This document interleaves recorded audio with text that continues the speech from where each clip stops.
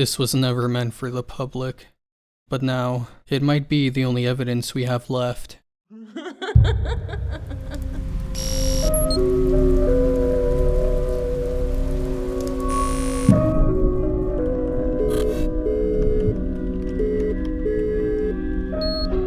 Hey, you have to listen to me. What's up? The stuff on the news isn't right. They're not telling people what really happened in '85. The organism, it's still active. Dude, slow down. What are you talking about? We're looking at here. Our ground team is attempting to get closer to what you're seeing on your screen. We'll have more updates for you as they come in over the next hour. Again, in case you're just joining us. You're looking way too deep into this, man. I'm gonna come check up on you.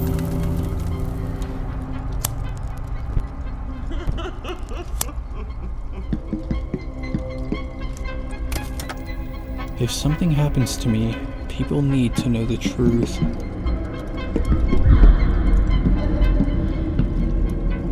The tapes. It's the only way I'll be able to let people...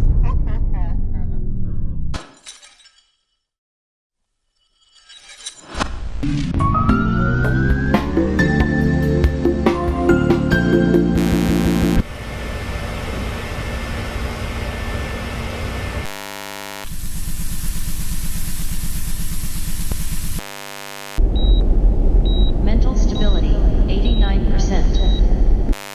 I too am playing your game.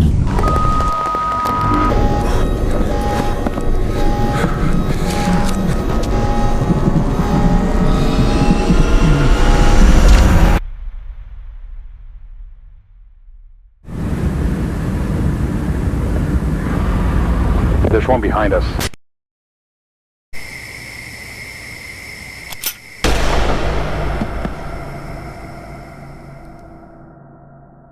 Midwest Angelica. An analog horror series taking place in a reality tainted by infection. Scientists have encountered something beyond our understanding, but what that is at this moment is unknown. The story was created by Aiden Chick on January 21st, 2022, and is presented to us in the form of found VHS tapes featuring various groundbreaking scientific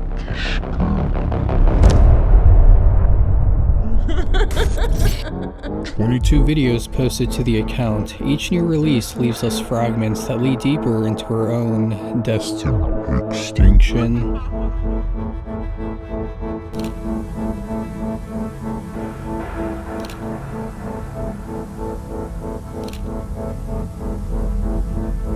We'll soon realize how any attempts to fight, study, or control it only make the situation worse. We're not the observers, we're the observed. This is Midwest Angelica.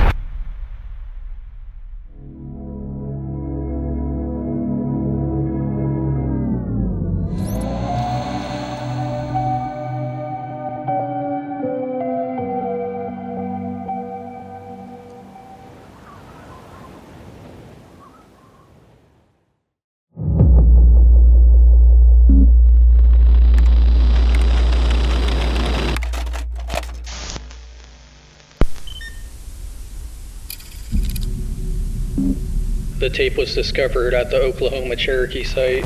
It is believed that the footage, which depicts an advertisement on KMTV Channel 3, was recorded sometime between October 31st of 1991 and January 1st of 1992. The product depicted in the advertisement, a film titled Midwest Angelica, has yet to be recovered. He is a U.S. government intelligence official. The engineer will spend the next 12 hours hurtling through the darkness to change the face of Halloween.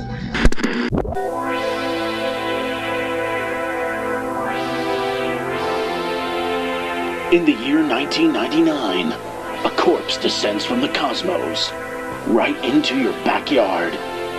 The ultimate in science fiction. An alien thriller. A threat unlike any other. This is the Midwest. Starting off, we have a short ad for a sci-fi film that shares the same name as the series. Critics are calling it a one-of-a-kind, a sublime experience into the realm of the unknown. A twister of biblical proportions. Don't hesitate. This is your chance. Call within the next 15 minutes to receive a free poster, along with your copy of Midwest Angelica. Only $16.99 plus shipping and handling. Call now.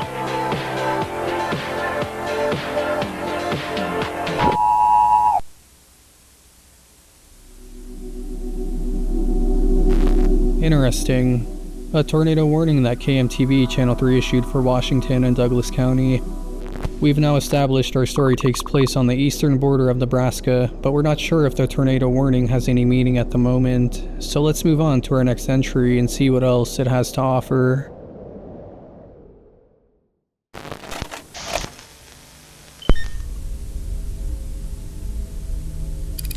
It is believed that the tape was created from some time between April and July of 1999. However, the tape depicts footage originating as early back as 1985. It is thought that the tape was used internally at home in NASA for assessment of the circumstances surrounding AZ-001.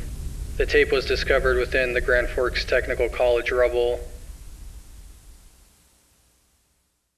In this segment, a man named Dr. Lucas Michaels tells us about the discovery of some kind of object him and his research team detect.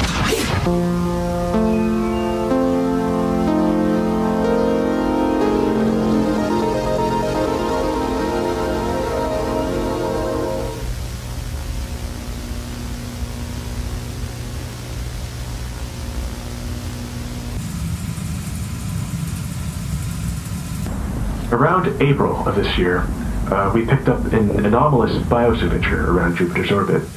We thought it was some sort of instrumentation issue, but we wanted to take a look, just to make sure. Thanks to the tenacity of our team, we were able to get a good look at it within a month. What we found was, frankly, astonishing. Truly unexplainable. The object, which we've codenamed AZ-001, appears to be 66.3 kilometers in diameter. We still need more data to prove if life is indeed thriving on this object.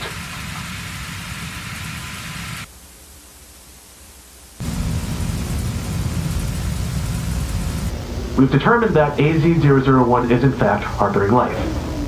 This discovery could change the foundation of science as we know it. Well, harboring might not be the correct word to use here, no.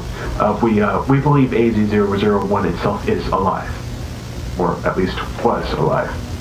We have reasons to believe that the entity, AZ-001, might be a corpse drifting in space.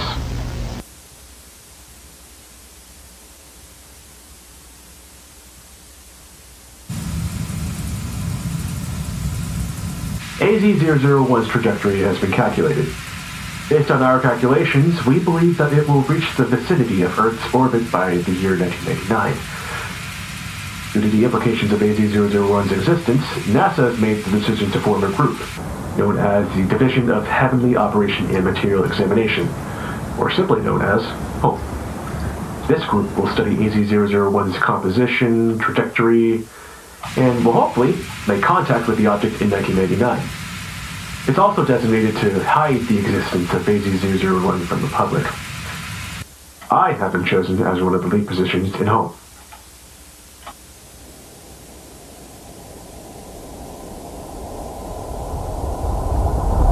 And this is where the story begins to take a dark turn. From their discoveries, we know AZ-001 is massive, possibly alive and heading toward Earth. But what really happened to Dr. Michaels? With all that we know so far, there's nothing that explains his disappearance, leaving us with only one solution: to press on and find out why.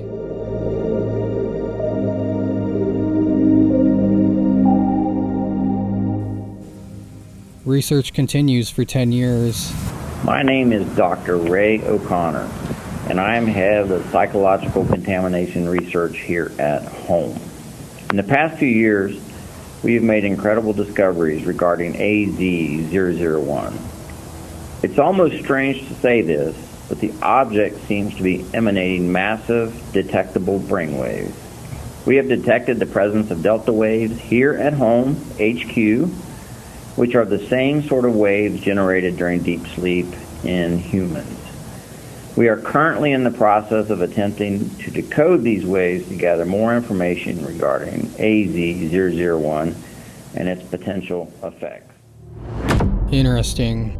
AZ001 is emitting brainwaves, specifically the kind that put us into our deepest, most vulnerable states of sleep. Now I could be way overanalyzing this, but it's possible major psychological effects are taking place on our researchers, whether they realize it or not. But we currently have no idea how close someone would have to be for this to begin.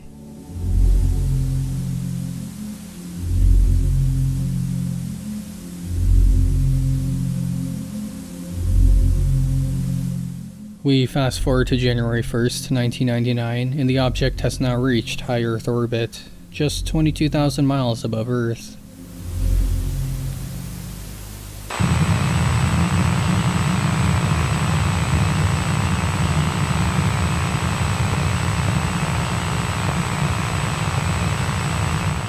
We can't really make out what this is just yet, but 12 days later, once it reaches low Earth orbit, we can really see just what this thing is exactly. The following images are captured.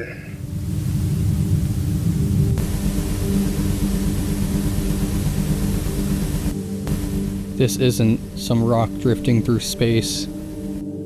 This is something else entirely. And it just so happens that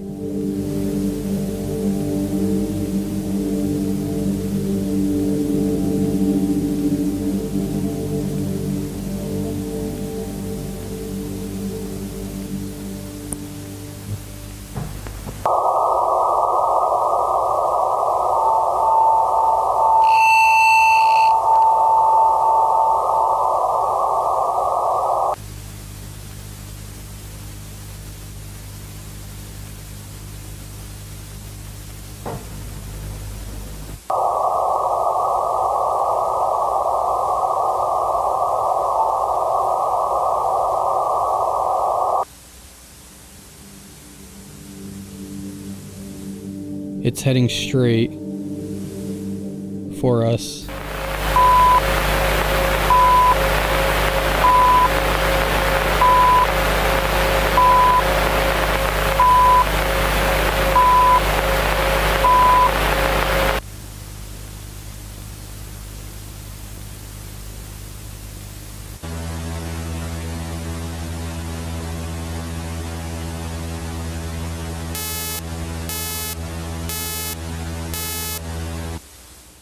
It lands in Nebraska at 3:52 a.m. and first contact is made.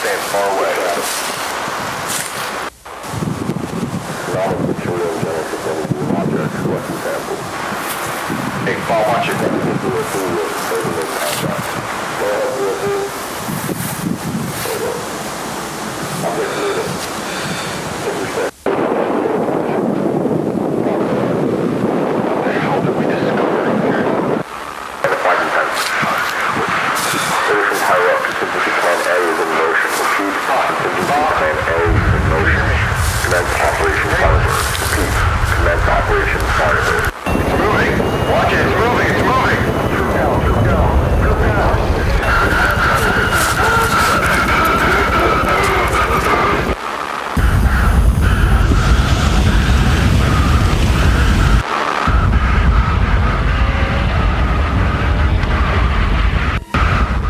As we watch this unfold, it becomes clear we don't stand a chance. From the moment AZ-001 was discovered, everything changed. It's as if it was waiting for us all along, and now it's here, infecting anyone who comes into contact with it. Like bait.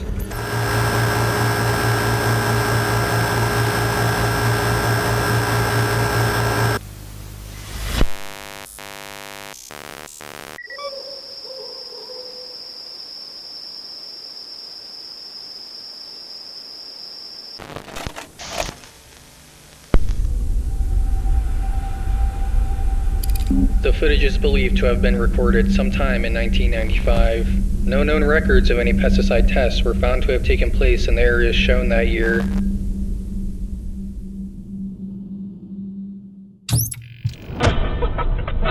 Ooh, scary! Only if you believe it. Owl who's awake.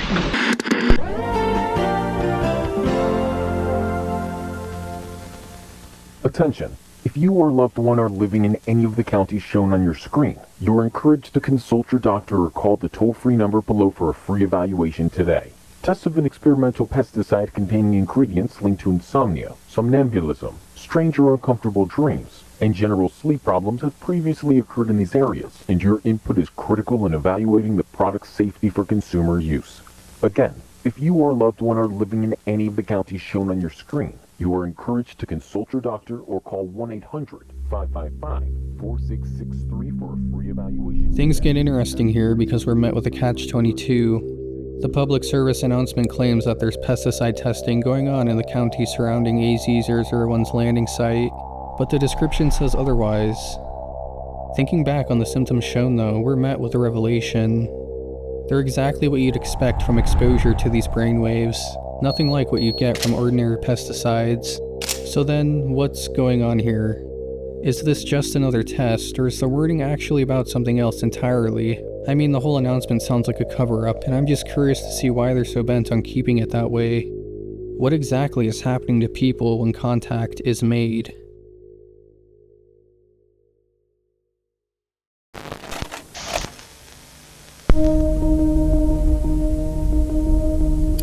Little is known about Starfield Ranch other than what is shown in the footage. Files containing information about the Jones family were recovered from Home HQ alongside the tape itself, which seems to have been annotated by Home. The files also state that it is unknown how the camera continued operating long after its battery should have been depleted.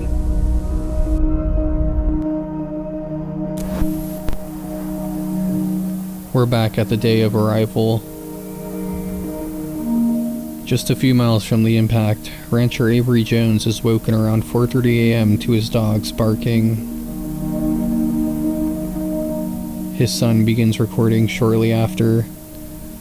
Let's watch closely.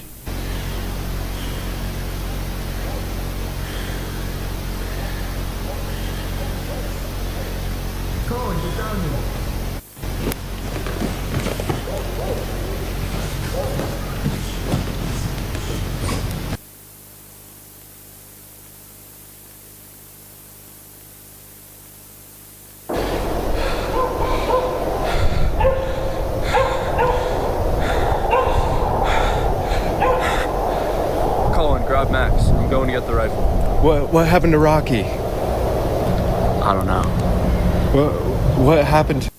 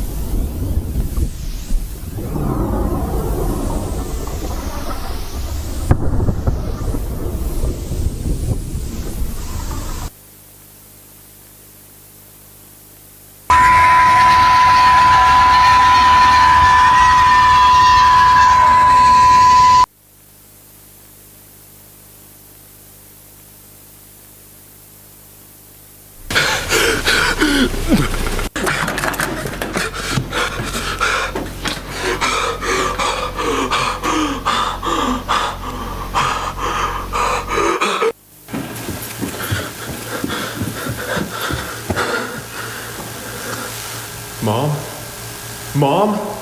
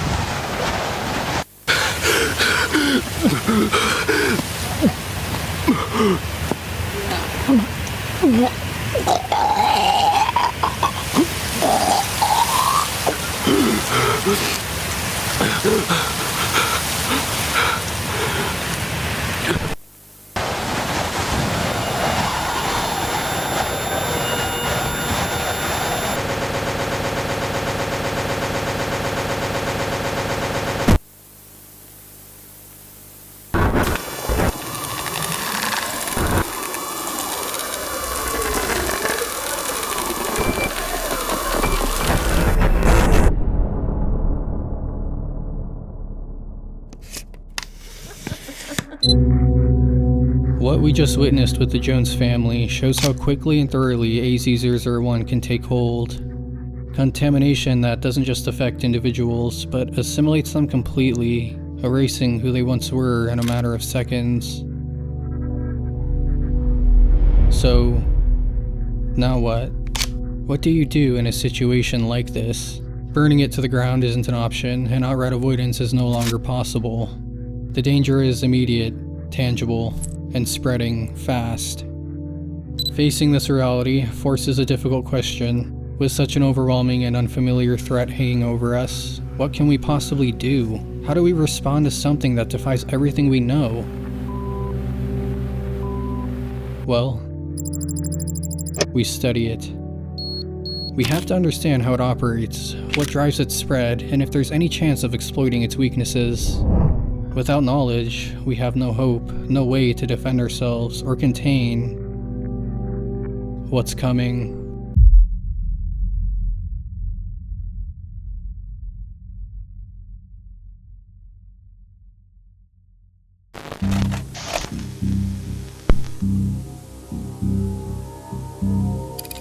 The tape was discovered inside a barricaded examination room in the abandoned Red Oaks Veterinary Clinic.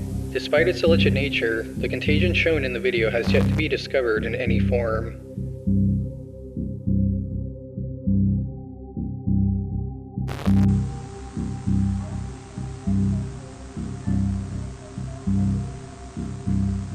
The xenobiology research group at home has started testing the contagion. First, they inject the substance into a coyote and a white-tailed deer, but interestingly, the results aren't what you'd expect. Given the dramatic mutations in the Jones family's dog in the previous tape, it's odd here. There's minimal to no noticeable mutation. That doesn't sit right with me. On the other hand, recent experiments with onions revealed that the contagion affects cells at a fundamental level. Specifically, it infects certain organisms, people, pets, and even some plants. The same kinds of life we've already seen fall victim. But just how quickly can this spread? Very quickly.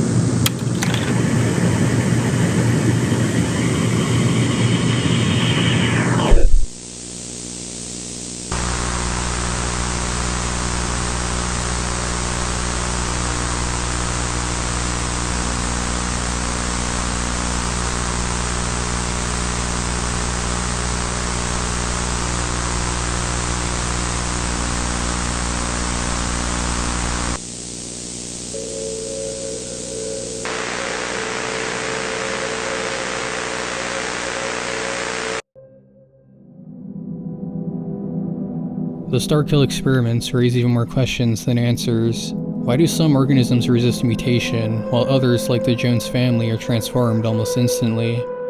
What's the difference between minimal changes and total assimilation? I've been studying something just as much as it's been studying you.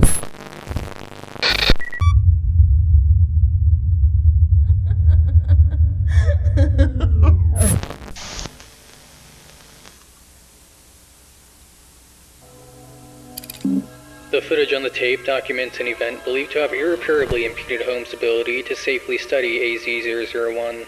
The tape was found inside an underground bunker 12 miles west of Lincoln, Nebraska. One wall within the bunker was painted with a logo similar but not identical to the logo used by Holmes.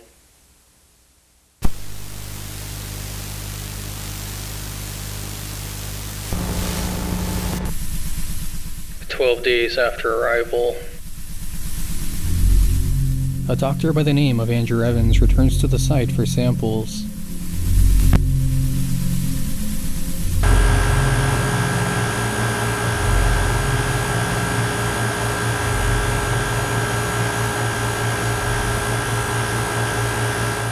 Strangely, as he and his team approach the chunk, Andrew begins coughing. Reaching coordinate point 1, over.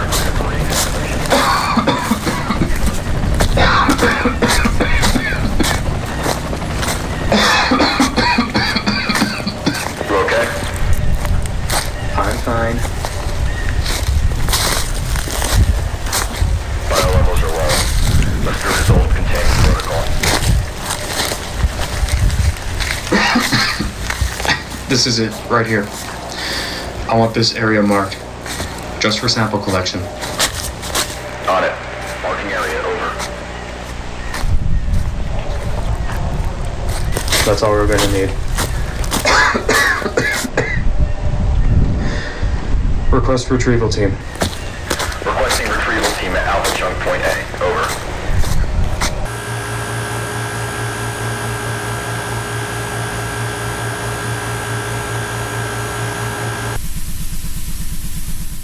The following image tells us why. His eyes are exposed, which just doesn't make any sense. You'd think he would be wearing the same protective equipment as his colleagues to reduce the risk of infection, but he isn't. An hour later, they return to Home HQ's contamination lab and the following events play out.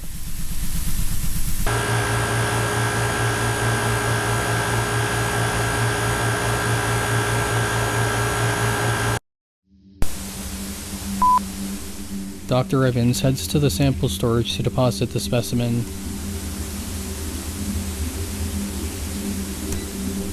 Then walks to the supply closet to get a container for refilling the water cooler.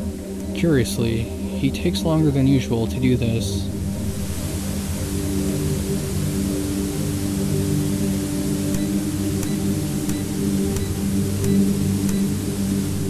He then fills 2 cups of water, one for himself, one for his colleague, after which a conversation is captured by the lab security cameras.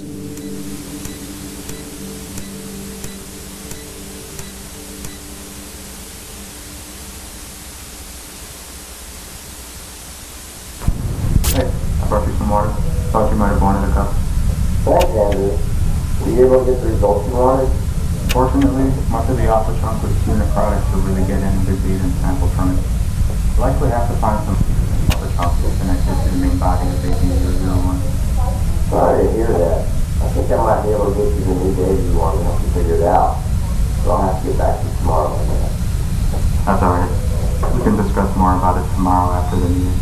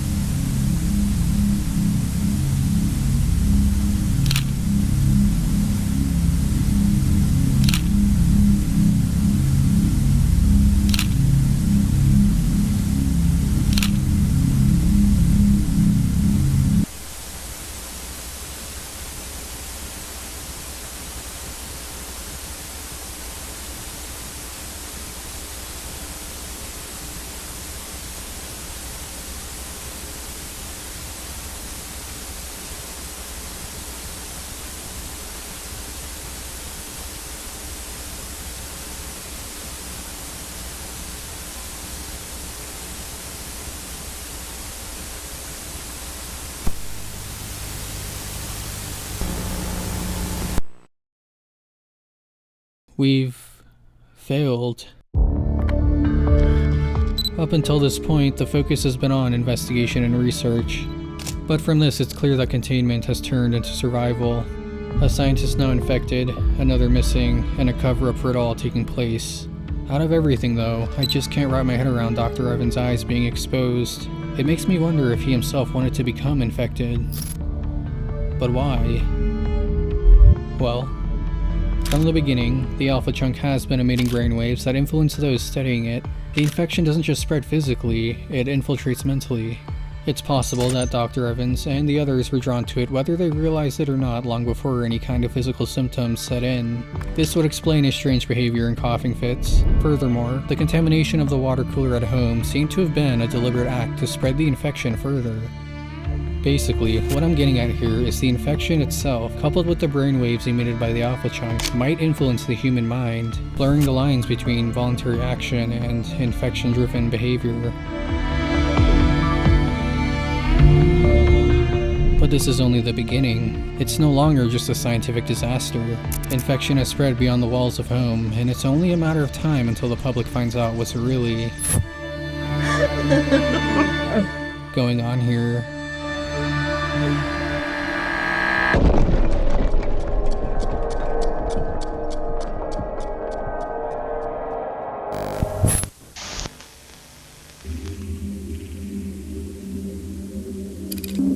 The broadcast shown was believed to have aired sometime during the week of January 25th, 1999. The tape was found alongside another cassette in the collapsed remains of the house in Stewart, Nebraska.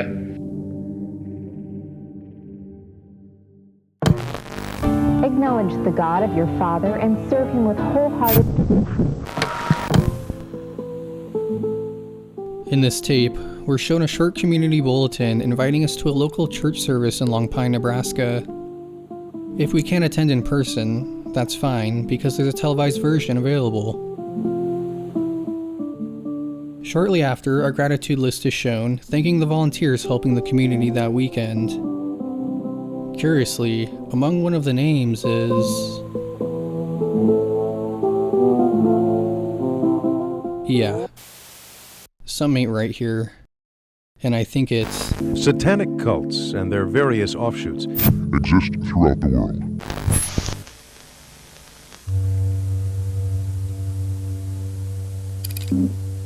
The tape is the second of two cassettes found in the collapsed remains of a house in Stewart, Nebraska. Most buildings in the Long Pine ruins were found to be destroyed, with a large crater discovered near the site of the former church building. The circumstances surrounding the crater's formation are currently under investigation.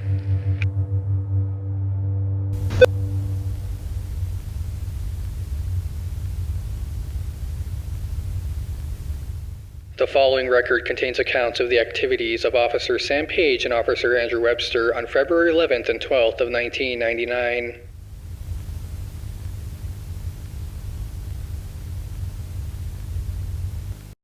Video evidence and testimony are compiled for ease of access in determining the cause of death.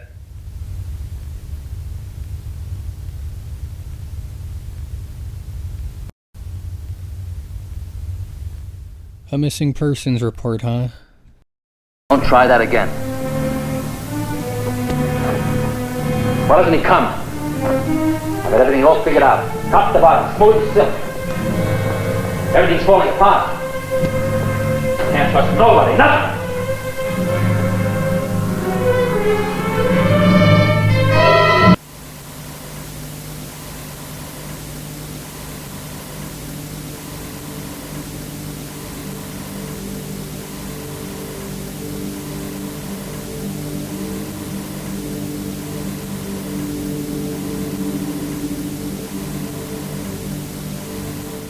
Strange.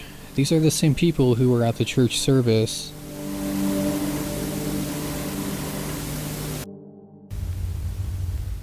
The missing persons have yet to be located.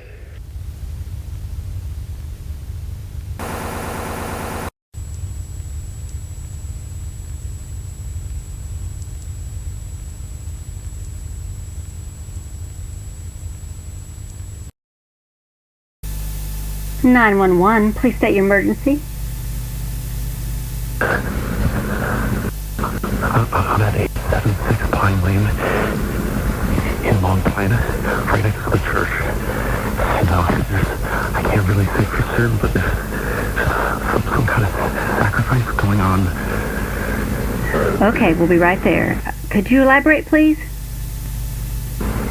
Yeah, it's a human sacrifice.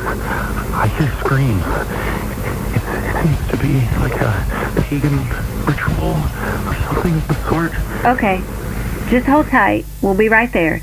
Please stay on the line. Looks like we're dealing with a cult. Officer Sam Page and Officer Andrew Webster are soon called to the site. The following photographs and video have been recovered from the officer's vehicle and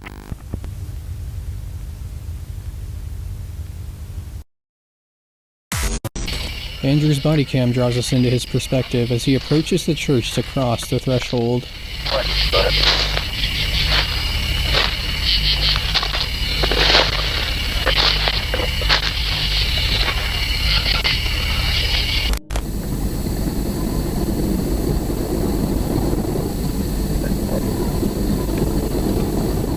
Once inside, we're shown two images.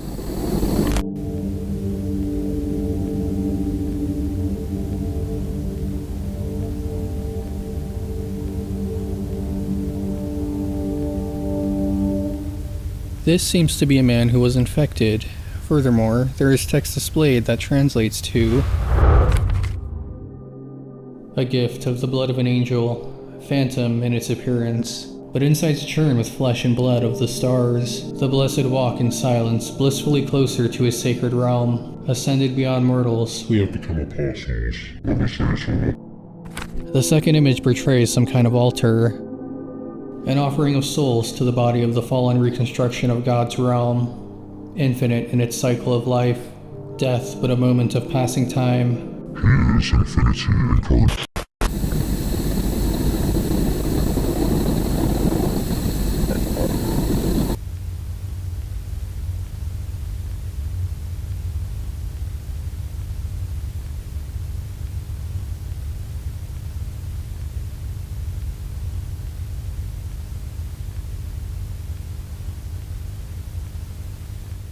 Let's talk about this cult. So, Azazel in religious and mythological texts have different meanings, with one being a part of the Jewish tradition in the Book of Enoch. In this, Azazel is described as a fallen angel who introduces humanity to warfare and deception. The apostles of Long Pine Church worship Azazel by following the same core patterns of the Book of Enoch, by seeking knowledge and power through a fallen angel, believing they will be granted forbidden knowledge. All they have to do is give offerings of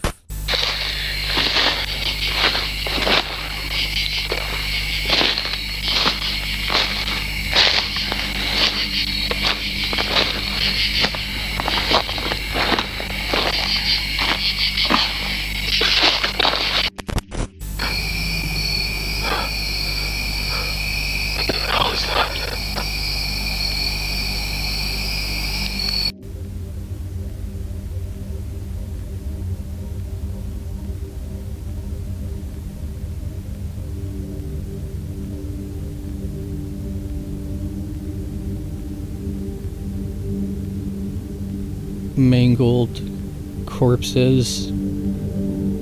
It's an offering of souls.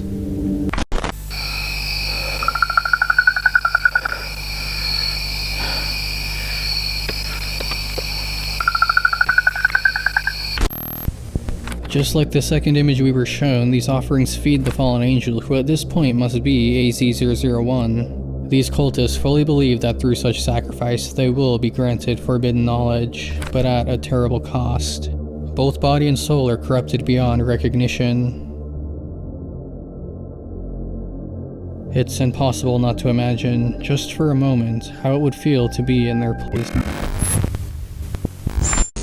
Sam hears something.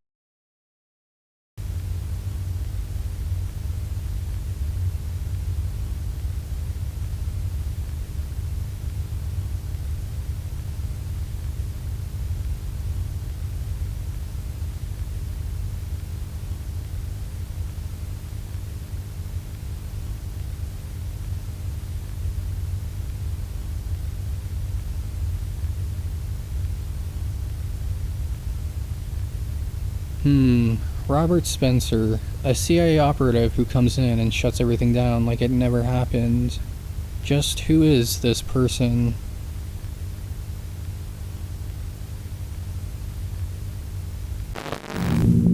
Things are starting to pick up and we're now left with more questions than answers. Two things come to mind immediately. Who is Robert Spencer, and what does he plan to do from this point forward? And also, just who is this? Could this be Ray O'Connor? I mean, he was the head of psychological research at home, and was there on the day of arrival. More importantly is the detail of the Starkill sample missing after the incident at home. The Starkill contagion can manipulate some people without their knowledge, with others becoming aware of their infection and to varying degrees, willingly or unwillingly, embrace it. So what if this happened to him? At the moment we just don't know, but I'm willing to bet we can find out.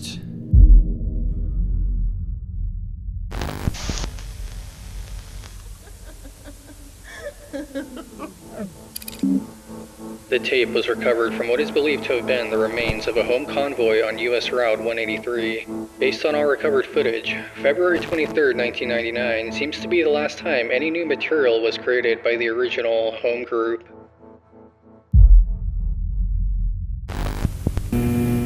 In this tape, we're introduced to the various stages Starkill can take.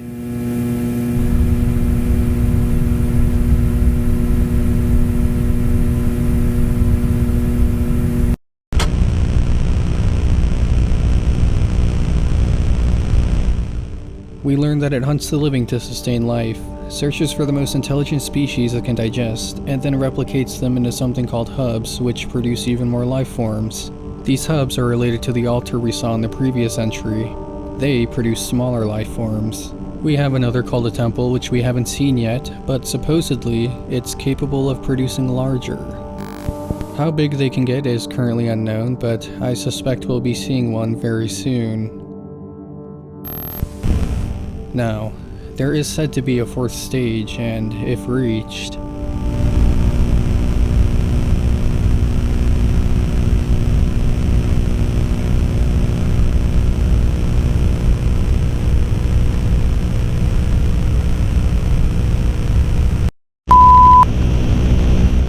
just what have we gotten ourselves into? Sometimes I think people will never realize how serious this disease is, unless it affects them directly. There are some of us who hear about it, but never have the chance to witness it personally.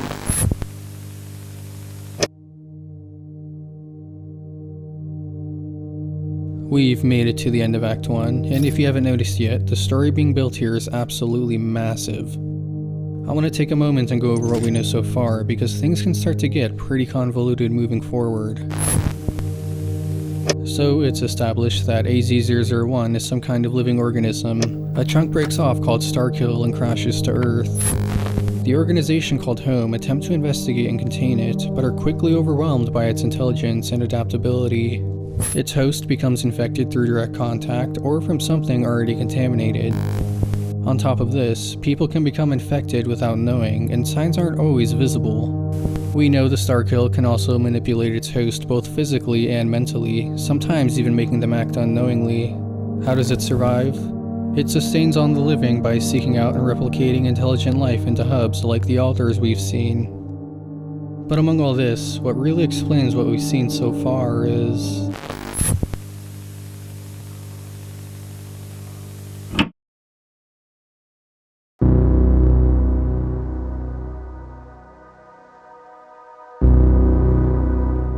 It's not a coincidence these names are familiar. Influence began long before it physically landed, and it's safe to say the scientists who named it were likely already affected. Even then, setting the stage for everything that followed. Dr. Evans, Ray O'Connor, Home, and the cult, all under its influence the moment they first laid eyes on it. Almost like it was studying them just as much as they were studying it. And because of that, Azazel has arrived, humanity's unwitting scapegoat and source of coming corruption. And with every stage it progresses, we become closer to the point of no. get into.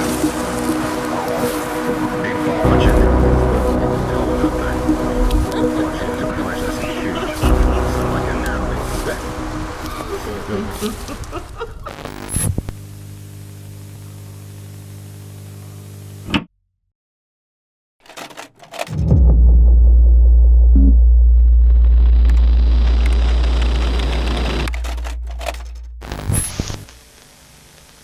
The tapes in this act all have hidden text using base 64.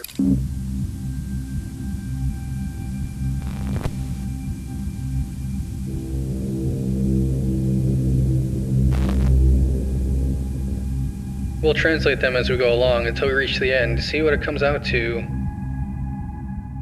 Let us begin.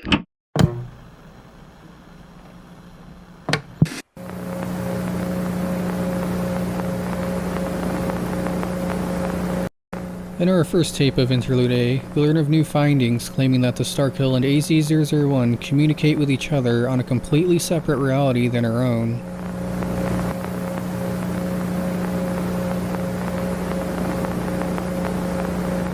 Curiously, a xenobiology research doctor by the name of Stanley Vega is introduced and needs to relay some information to us.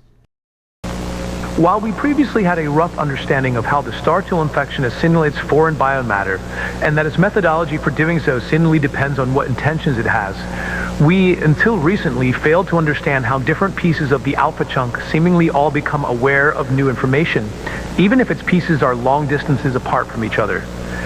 Recent experimentation revealed that certain alpha chunk samples emanate a unique energy signature not previously encountered in prior studies. We've discovered that this energy signature becomes more detectable in parts of the alpha chunk where large concentrations of what we fittingly called Podolsky neurons are present. Because of their presence in AZ-001, we are of the belief that these Podolsky neurons are part of the entity's central nervous system. Specifically, they are responsible for transmitting information signals to different parts of the entity's body.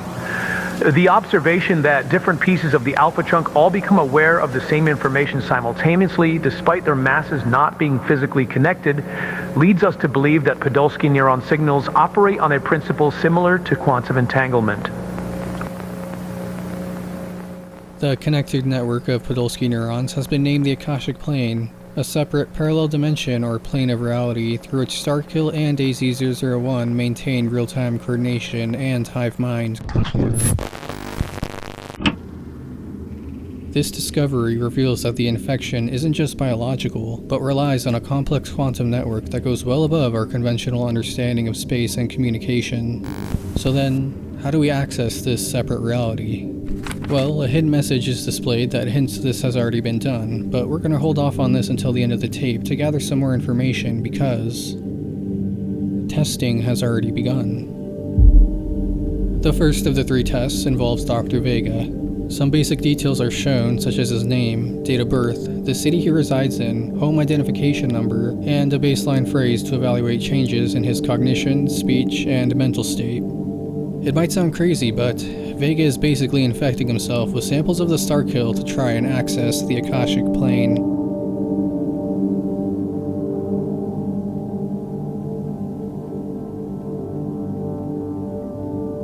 Test 1 begins.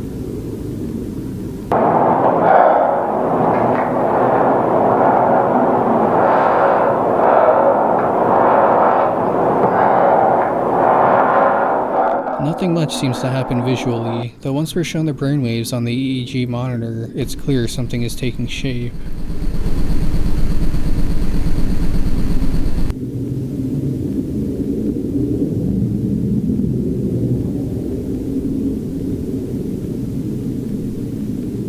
Vega enters his information once more, and some of the information is incorrect.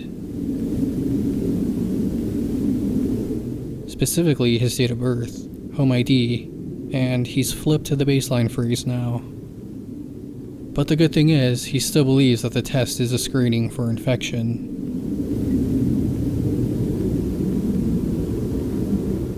Test 2 commences.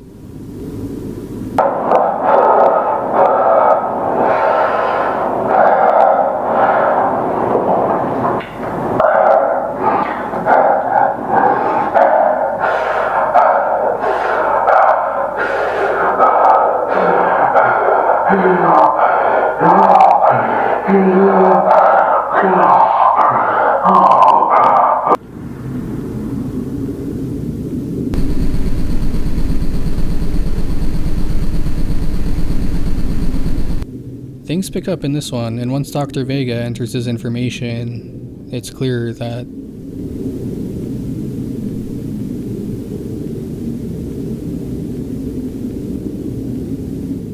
John Carlyle, huh? A member of the Long Pine cult. Knowing this, it's safe to say he's currently reached the Akashic Plane, but this is only test 2 of 3. How much more can the Doctor handle?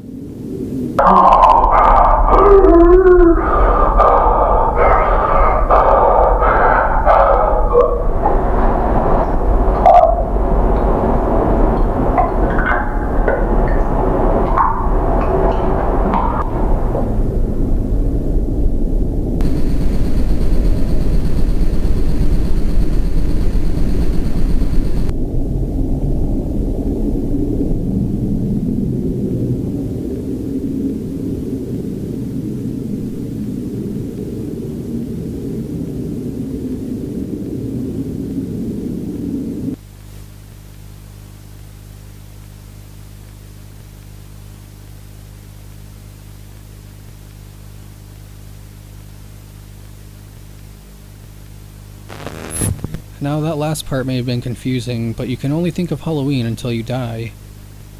Let me explain. There are tons of references to various media that we will come across in the story moving forward, with this one being from a popular manga series called Chainsaw Man. In this, a girl named Cosmo's mind is overwhelmed by universal knowledge, forcing her to only have the capability of saying the word Halloween over and over again. She's essentially frying her mind from information overload, but in turn, is able to force her victims to experience all the knowledge in the universe at once. Now in this case, Dr. Vega's self-experimentation allows him to access the dimension that connects all infected hosts through a quantum network, but this too comes at a cost. Like Cosmo, Vega's mind has now become overwhelmed by the immense amount of information stored, leaving him in a near catatonic state, only able to repeat the word Easter. How long this lasts is unknown, but it doesn't matter at this point because, well, he's gained access to the hive mind.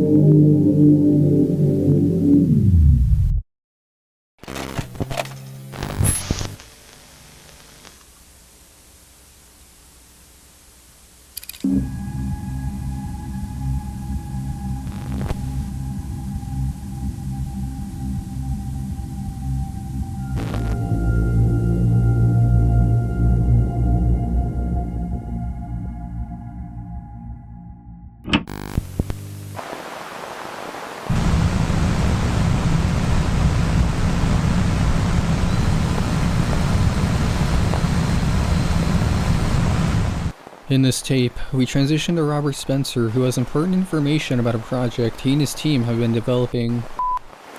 Today marks the 12-year anniversary of the Babylon Project and the founding of Home Delta. The date is March 13th, 1999. As director of the Babylon Project, reporting to the General Commanding Director of Home Delta, I, Dr. Robert Spencer, am obliged to construct this full report detailing the Babylon Project's progress as of March of 1999. Since the Annunciation event on January 28th and the subsequent elimination of Dr. Evans, the contamination of Home HQ has continued to progress at an exponential rate. We estimate that around 75% of Home staff have been infected and continue operation as phantoms. Further, through routine checks of Home HQ, we have determined that the Starkill biomass has reached the Temple classification. We believe that Wraith classification entities may be birthed by the Temple in as soon as 12 days. My recommendation would be to gather the final samples for research and begin Operation Homebound promptly. The Deathbringer squads are prepared for immediate action. This is absolutely insane. Home is in horrible condition, and nearly all of their staff is infected but continue to work as phantoms. We also know that the Starkill has reached Temple classification, which can't be good.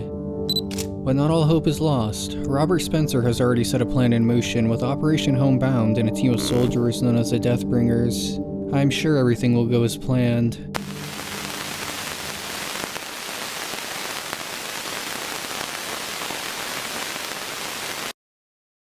Dr. Churchill, we're preparing for the final descent into Home HQ now.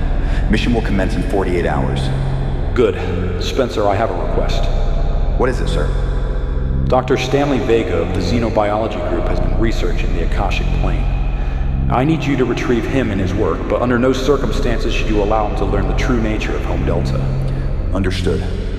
What should be done if he's already infected? He won't be.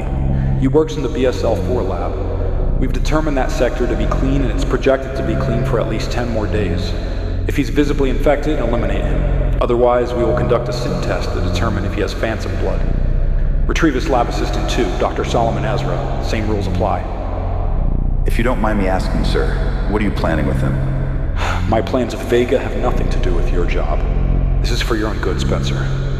The most I can tell you is that it involves research into the Akashic Plane. Speaking of which, have you retrieved the new info on Lucas Michaels?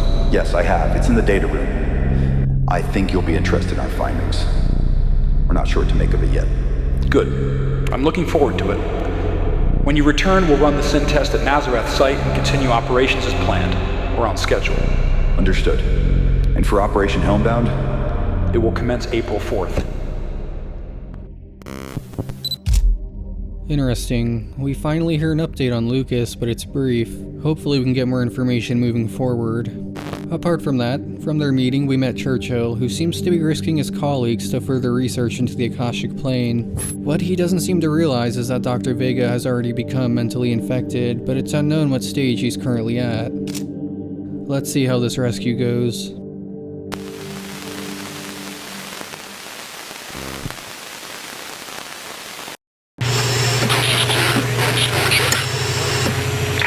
Churchill, do you read? On the line, over. Bravo team, follow Officer Rico to the temple for final sample collection. Charlie team, follow me to BSL lab for hostage retrieval.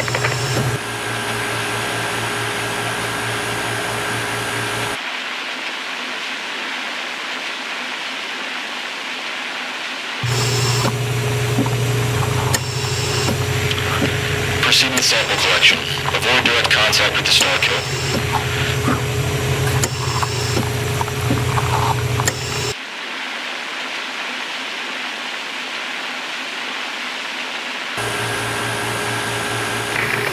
Dr. Vega, we've identified a potential risk in the BSL labs, required to be taken to the quarantine zone for a mandatory screening for infection. I understand that it's protocol. But this is the highest safety level lab at home, and there shouldn't be any risk of cross-contamination in the last 2 months. Regardless, we still have to take you to quarantine. Where's your lab partner, Dr. Ezra? He was transferred back to the main facility. That's okay. We'll pick him up along the way. Bring your research materials and maybe place in quarantine for a few weeks. The mission was complete, so we're now at the Nazareth site that's a part of Holmes' network, where we'll be witnessing something called a SIN test done by Robert Spencer. Signs of infection, irrationality, and neglect of empathy, key indicators on whether someone is infected or not. Okay, Dr. Vega, I'm assuming you're familiar with the process of a SIN test, correct? That's correct. Okay, great. So I'm going to ask you a series of questions and you are to answer truthfully. Once the test is complete, we'll know if you are infected or not. That being said, here's the first question. It's Christmas morning and you're with your family. Your wife hands you a wrapped gift. What do you do next? Well, of course, I'd thank my wife and open the present, carefully unraveling the ribbons, and then I'd probably give her a hug. Next question. It's early in the morning and you see a UFO in the sky, illuminated by the light of dawn. What are you thinking? I'd probably be a bit confused, but I'd probably think of it rationally. Could it potentially be a balloon, a plane, a helicopter? A UFO implies that it's merely unidentified. It could be entirely prosaic. Okay, last question. You have decided to participate in a charity event for your local church. Why did you make this decision? Well, I was born and raised Catholic, and I think if I had the opportunity to give to those less fortunate, I would. Thank you, Dr. Vega. Your results came clean.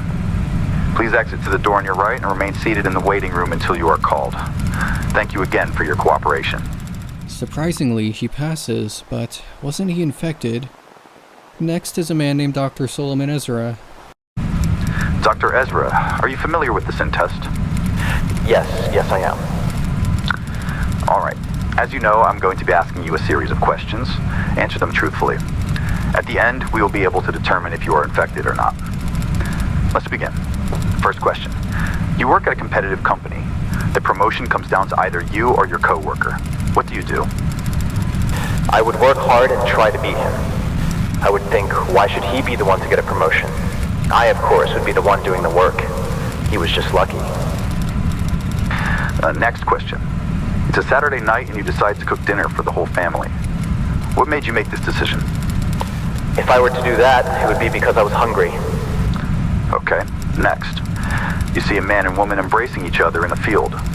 There are white clouds dotted against a blue sky. What are you thinking at this moment? I don't know. I'm not sure. Why would I be in the field? But what purpose does it serve? What is the purpose of the sky? Do you go to church, Dr. Ezra? Is this part of the test? Answer the question, Ezra. I do. Okay, let me ask you another question. Do you believe in God? I do. I said I go to church. Very well. Let's say you're poor and don't have any food. You've received bread from a stranger, but it's only enough for one person and your son is on the brink of complete starvation. What do you do next? I would eat the bread, of course. I would be hungry. Any sane person would do the same. Would you say your knowledge of the world is greater than anybody you've met? Yes, I would say that applies to me. Actually, I know it does. And what about your concept of infinity? Can you see it clearly? Yes, I can. Code 66, calling. Administer asphyxiation agent. Code 66. Error. Task cannot be completed. Error. Error. Error. Error. Is Robert Spencer gone now too?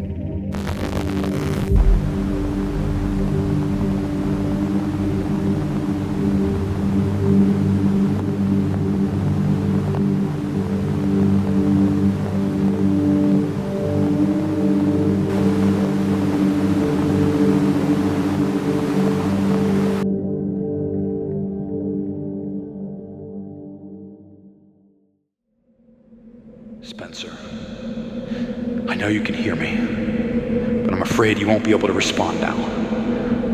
This wasn't according to the scenario, and I shouldn't have let Ezra into the Nazareth site. Fortunately, Ezra has been eliminated, and the Nazareth site is under strict lockdown. Unfortunately, because you were infected, the best we can do is slow the infection as much as possible, which means we had to put you into cryosleep. Your knowledge is too valuable. Listen, Spencer, I'm researching something important with the Starkill. A way to perhaps reverse the infection using Starkill samples. It could even grant immortality. It will be done by April 4th, and on that day, humanity will prevail and defeat the Starkill threat. Project Babylon will be complete, and we will then be able to initiate Operation Homebound. In my effort to understand the cosmos, I made a grave mistake, and I'm only now seeing the weight of my sins unfold before my eyes. God, please forgive me.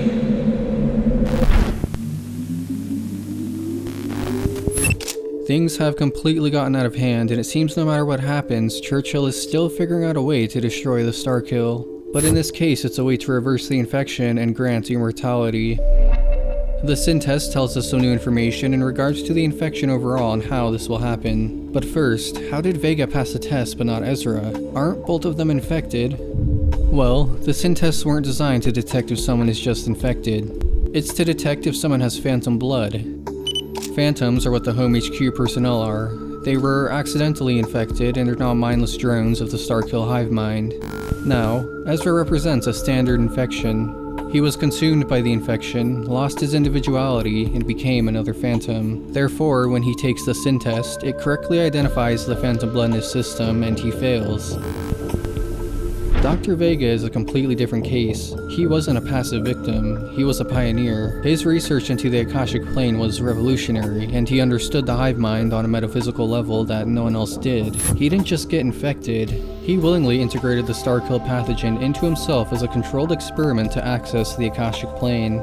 He basically achieved what Home Delta spent years working on and figured out a way to control the infection. It makes sense why Home Delta considers him to be so valuable. He was living proof of concept for their entire Super Soldier program. But will the Babylon project succeed, or will the same thing keep happening over and over again?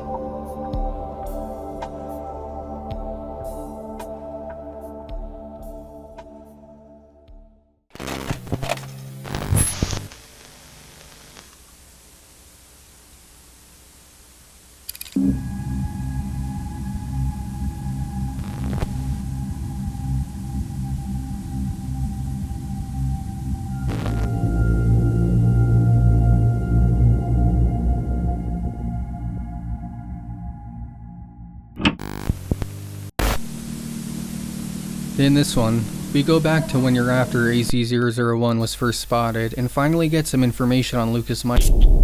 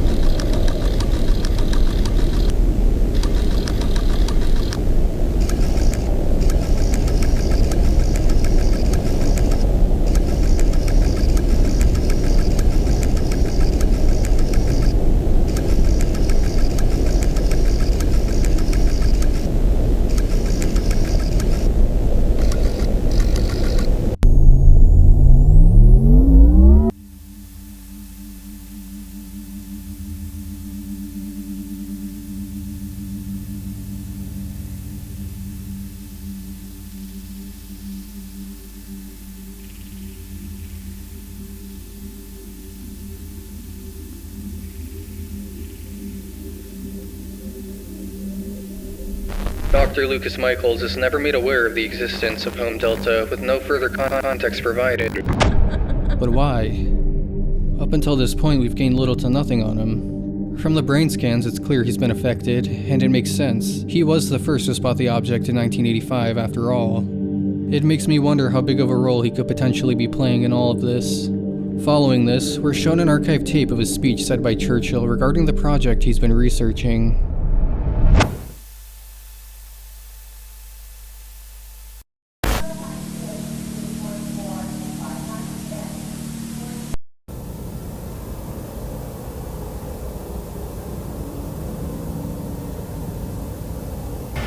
AZ-001, or the Star Kill, whatever you wish to call it, is a collective hive mind.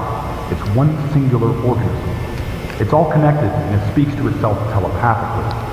What might have appeared as the rotting organs of a once-forgotten deity has now shown its true colors in the form of a highly advanced singular organism comparable to a supercomputer. Through this network we're calling the Akashic Plane, which we've derived from the anthroposophic theory of the Akashic Records, AZ-001, the evolved god, can contain and process memories of everything that it has ever assimilated. As such, its intelligence and wisdom is beyond comprehension. It is an evolved life form, to put it simply. Humanity in its current state has no way of even entertaining the possibility of a fair fight. AZ-001 is simply better than us on all fronts. That's why we began Project Babylon here at Home Delta. That's why we're prepared to level the playing field by bringing humanity to its next stage of evolution, using the Starkill's own biological framework. Evolution has been the mission of Project Babylon since the very beginning. But now, thanks to the results of the home experiment, we've gathered enough data to begin the first tangible steps of this artificial evolution of humanity.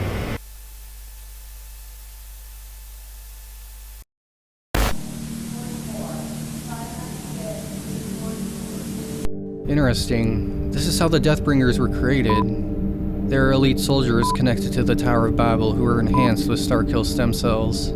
It seems training takes place in Columbia, Missouri at a location called the Coliseum Site, an arena where the Deathbringers can train against samples of the Starkill.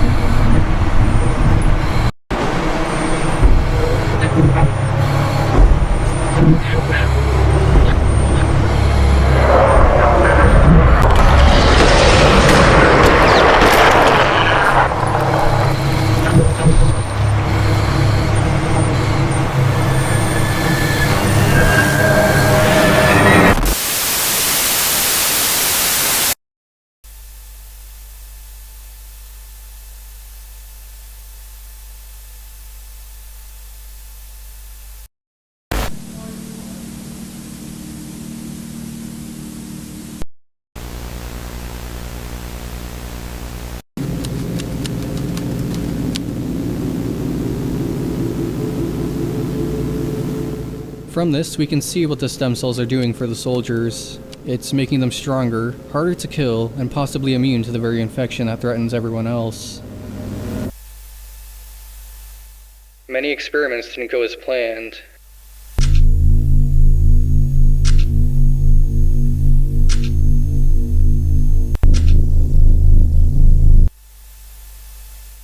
But from them, we have survivors.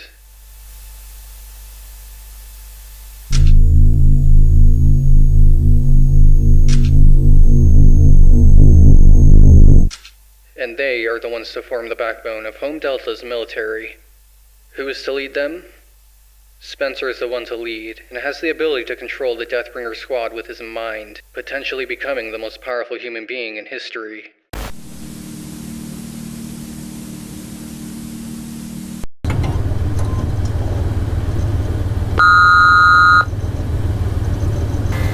Spencer, it's me. I've given up my rank as Admiral of Home Delta. That title is going to you in preparation of Operation Homebound. You will have control over the Tower of Babel, and you'll be able to control the Deathbringer squads entirely with your mind. The pieces have been in place since the beginning.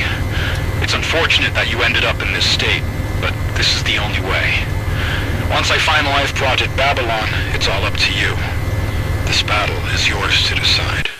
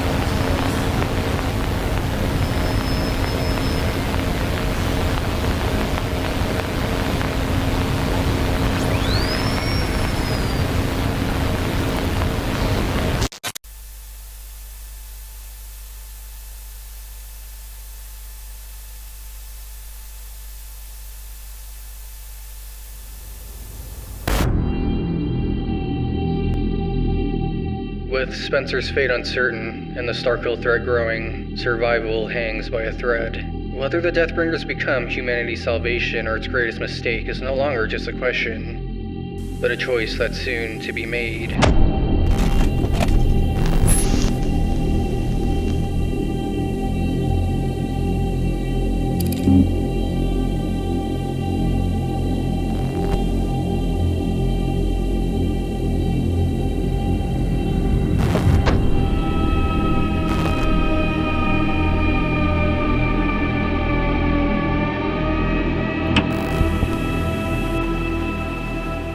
The day has come, and the Babylon project is complete. Spencer is now ready. My name is Dr. Gamma Churchill. The date is April 4th, 1999. Today, the Babylon project will be completed. The Starkill stem cell insertion into Dr. Spencer will occur at sundown, making him, potentially, the most powerful human being in history. Following this event, the Tower of Babel will activate, linking the Deathbringer's minds into the local Akashic network. Spencer will then have telepathic control over the highly trained and near-immortal Deathbringer militia. Finally, Operation Homebound will commence at midnight, bringing a bitter end to the Starkill's assault on humanity. I have absolute faith in humanity's victory.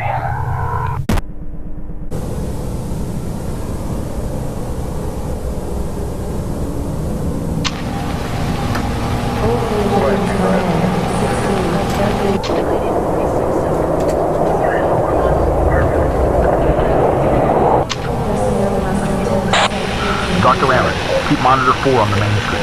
We're waiting on the all clear for insertion. Roger that. We have a safety clearance. Bacterial contamination threat is 0. Infection site has reached standstill. Akasha team is running final checks on the tower now.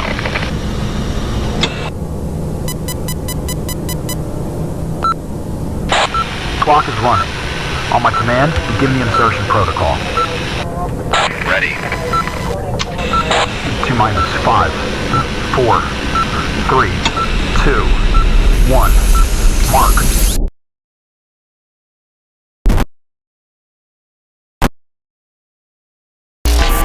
Catastrophic energy spike detected.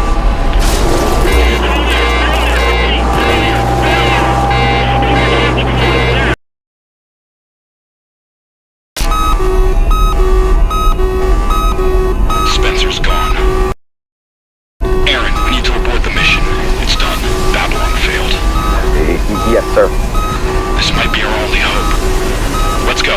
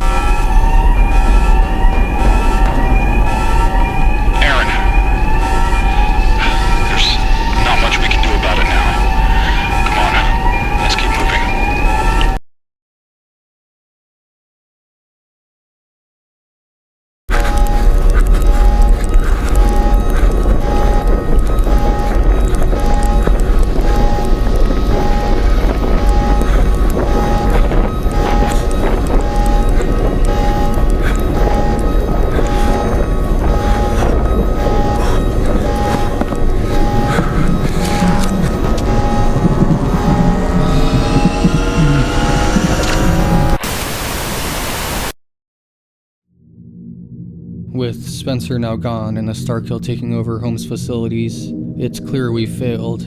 Spencer did have control of the Deathbringers, but something also had control of him. We enter the bunker.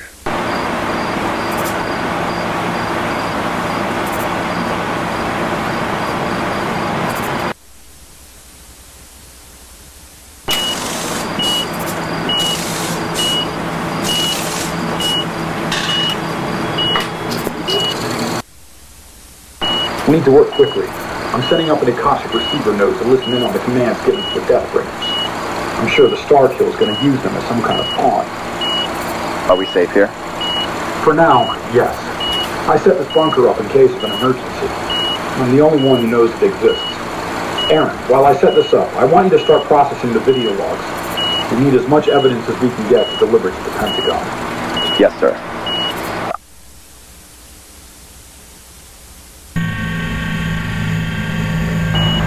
It's running.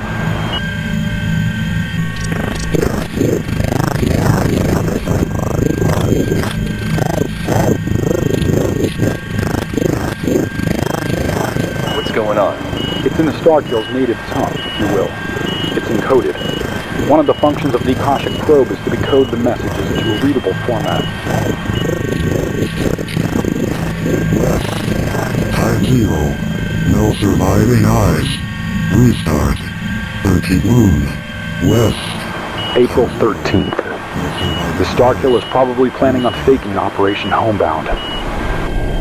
Churchill, I have found you. You are careless. I find it humorous how you continue to poke at the sleeping bear, yet you still fade like the plague. A sad specimen, unable to comprehend your limitations. I must remark, the toys you left me give me great delight, as if to look upon a child's crude drawings.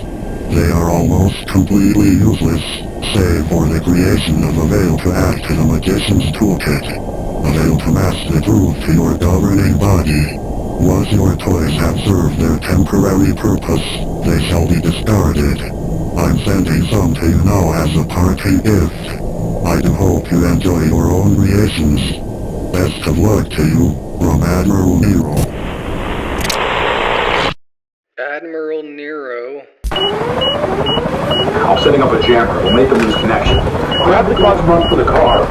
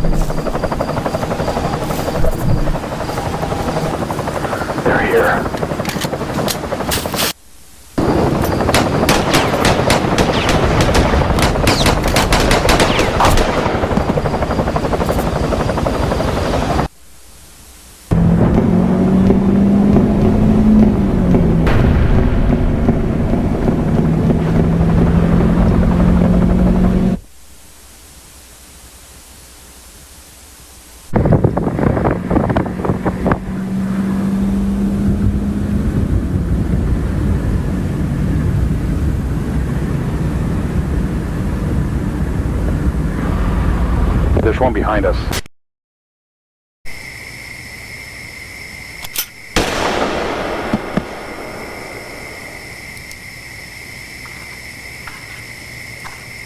We're lucky there were only a few.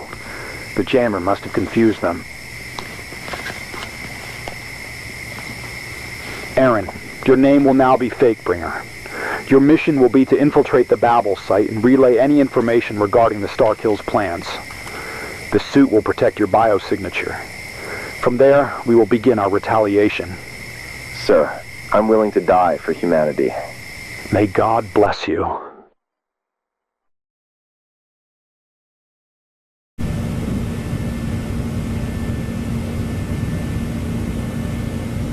I'm in a secure location. No transmissions in or out. As of an hour ago, Fakebringer has completed the first infiltration attempt. He has successfully entered the facility, obtained information, and exited, meeting me at a rendezvous point to relay his findings. According to Fakebringer, Nero is planning to set up a conference after Operation Homebound with the Secretary of Defense and members of NASA administration in attendance. It is here where I'm going to make my first move. A declaration of war to Nero. From now on, my name shall be Piso. Nero will know what that means. The rage I feel now is debilitating. Maybe it's my dying spirit, grasping for the last remnants of humanity within me. Or maybe I'm just hiding from fear. The mistakes I've made have eaten me alive, that much I know. My injuries, a mark of my body torn apart. My confusion, a mark of my mind defiled, and my heartlessness, a mark of my soul tainted. When we first began the Babylon project, Dr. Spencer told me something I should have never forgotten. Knowledge betrays man's ego. And now, the knowledge I've gained from losing everything has made me realize how powerless I am in the face of infinity. Yet I continue, unaware of the fate that may be bestowed upon me. I don't believe God can save us now. Only the tenacity of humanity's everlasting soul will have the courage to prevail.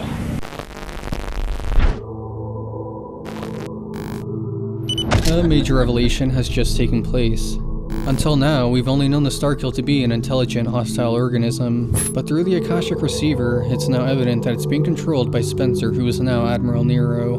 The injection of the Starkill backfired, removing his identity and ultimately creating the now first apostle of Azazel, who took control of the Deathbringers and caused the project to fail, leaving us with this amalgamation that has access to everything we've worked for. Despite Churchill's intelligence and determination, it's clear that his efforts to contain the Starkill infection, understand the Akashic Plane, or save his fellow researchers has backfired, and now, Ern, who's deemed Fakebringer, is sent to research the Starkill and find out what it has planned. Will he succeed, or will it all keep falling?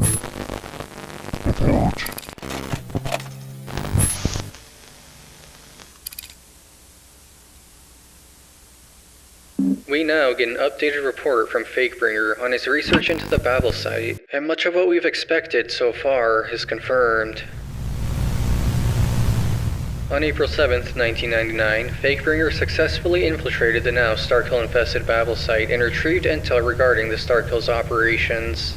Amongst the findings was a file containing data on Dr. Robert Spencer's assimilation and subsequent transformation.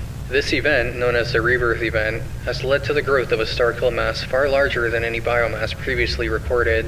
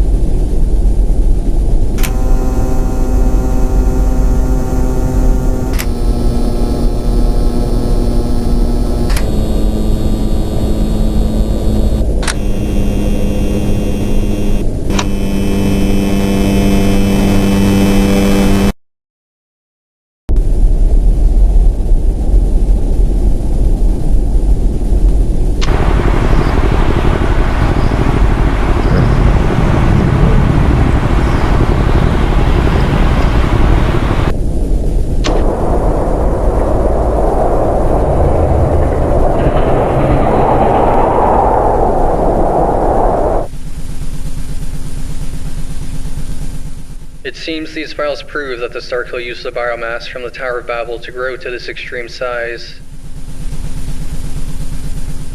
In addition, the process of assimilating the tower has enabled the Starkill to gain control over the minds of the Deathbringers.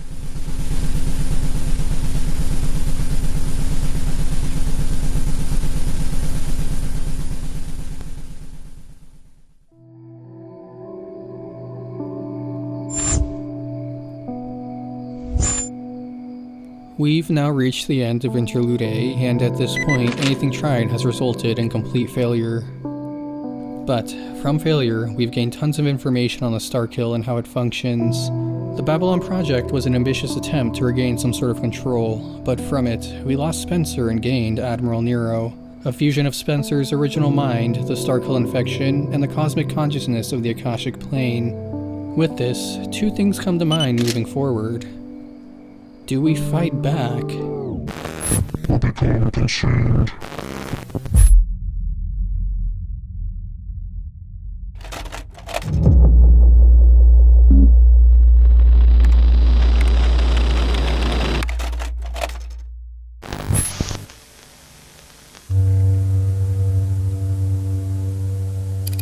The tape was discovered during a routine dive into the Kansas City major cavity. A few other partially intact objects were discovered during the dive as well, including various computational devices. The tape's contents seem to have carried some greater significance to the Starkill.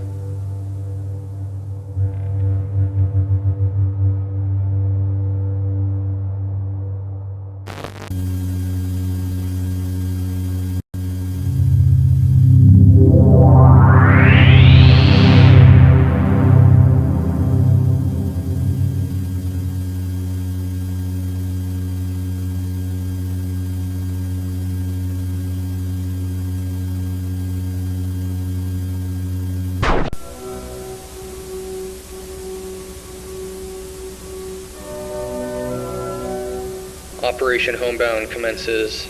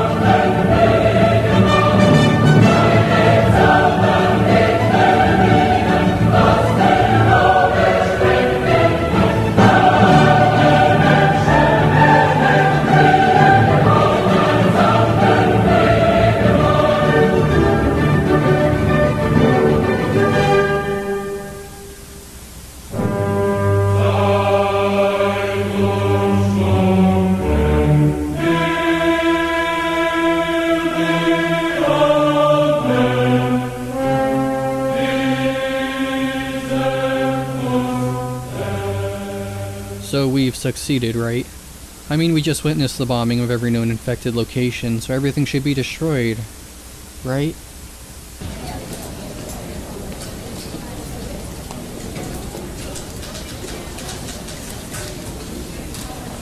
As per the request of Admiral Nero of Home Delta Division, this report is to be given to the Select Committee consisting of the Secretary of Defense and the National Aeronautics and Space Administration on the date of April 14, 1999. This report is classified as top secret in an effort to preserve national security.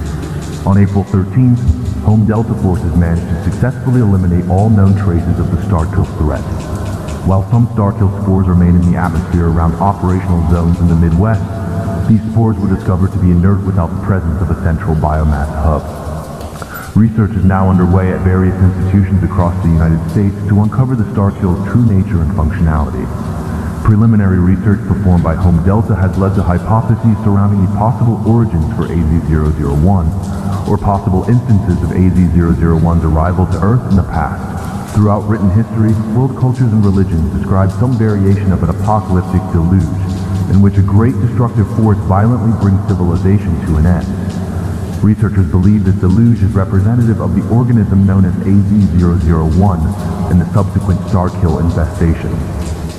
It is believed that the civilization and the event occurs in cycles, though much remains uncertain at this time.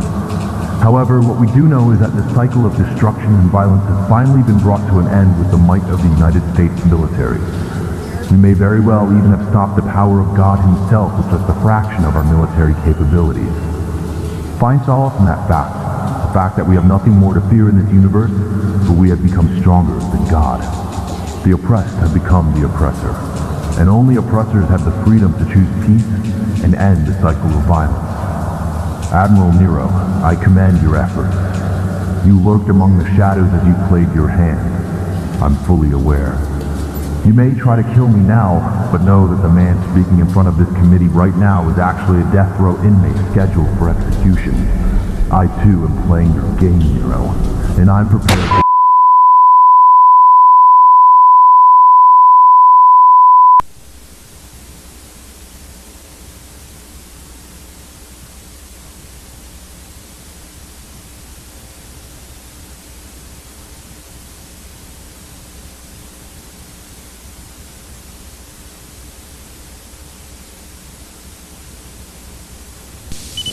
Well, the so-called victory masks a deeper loss that's filled with deception. I'll be honest, I was extremely confused on what just took place, but taking a step back, we can see what just happened. As we know, Tryst was among the few fully aware of how deeply the infection and the Akashic Plane affect human minds.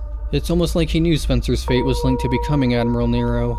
Knowing this, he likely suspected Nero's infiltration into the Tower of Babel and home, so in turn he used Isaac Dune, the death row inmate, as a desperate attempt to bypass Nero's influence, resulting in the assassination attempt, all while the public hears of victory and containment.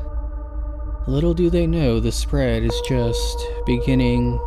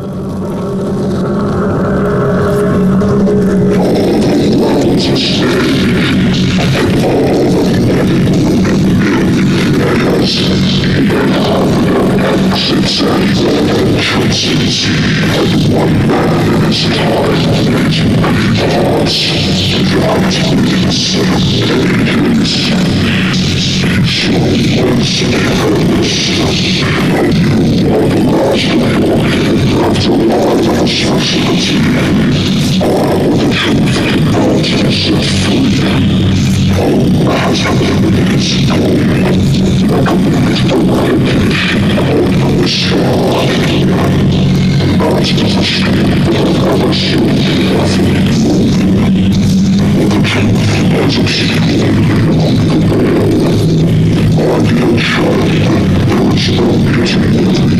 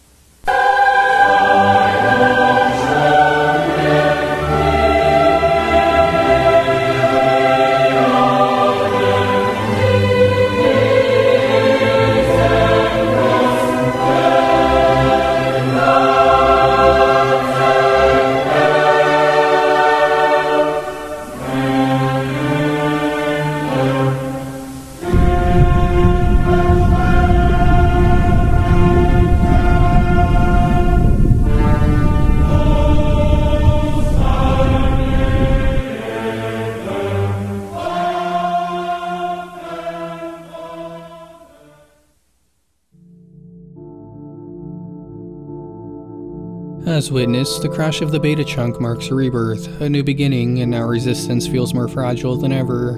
The infection is no longer just surviving, it's evolving. Admiral Nero, once a man, but now a cosmic entity, pulling the strings while turning the defenders into puppets in this now apocalyptic play. So, what happens from here then? Well, let's just say the public are starting to take notice, and it's only a matter of time before someone's curiosity gets the best of them.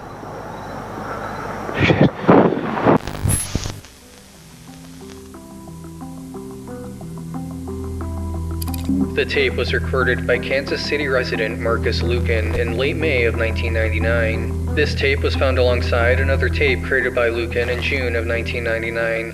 Things switch up in this one and we're met with a weather broadcast from Kansas City.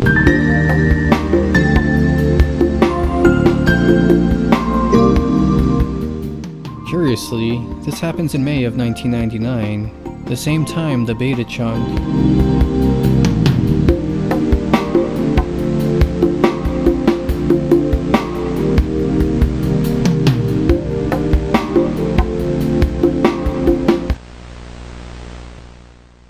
It's just floating there, all for the world to see.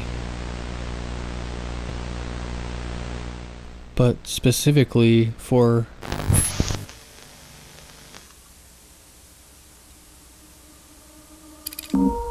the tape is the second created by Marcus Lucan in late May to early June of 1999.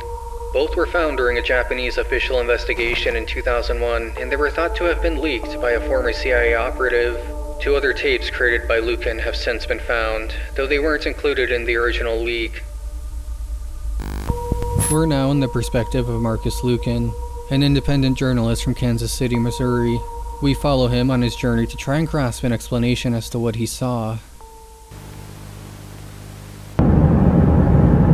My name is Marcus Lucan. I'm an independent journalist from Kansas City, Missouri. And on May 29th, I saw something unexplainable on a local television channel.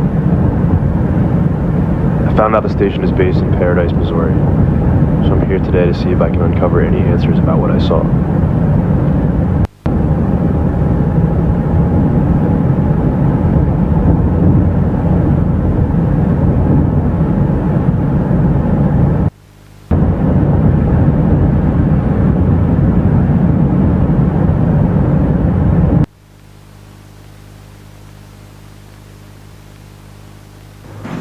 I just parked my car and I'm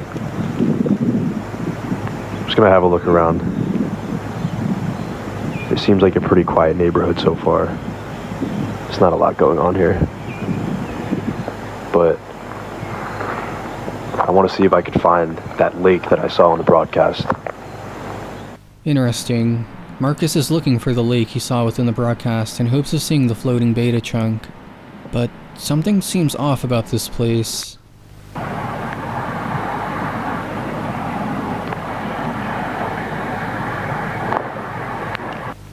I just got to the lake, and one thing that I noticed is that it's really, really quiet around here. I haven't seen anyone yet, but...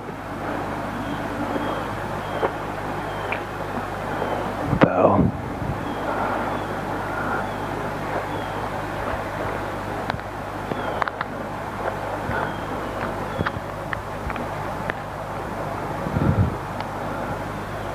That's it. That's what I saw.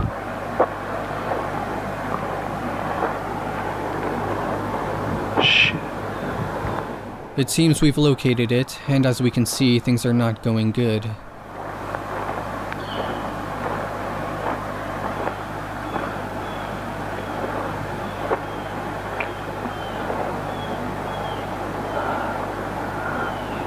I need to get closer.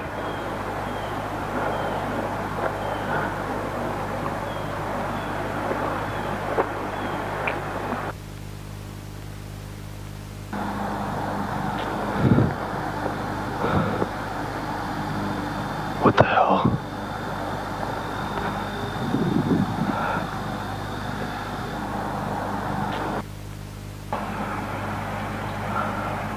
The infection is spreading at an insane rate. With the town's water supply now tainted, it's clear that it's taking its toll. I think it's gotten into the water supply. But what about all the people living here? I'm walking back to the car. Don't know what I just saw, but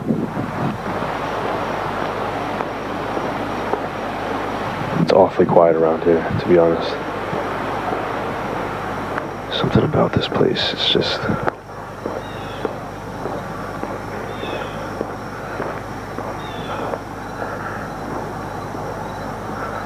Shit.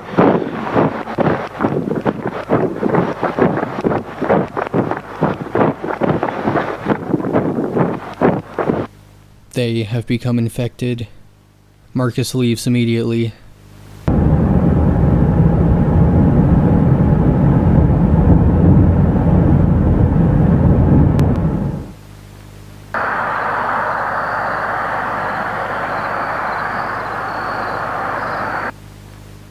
Let's see what happens. Okay, so I just got to the hotel.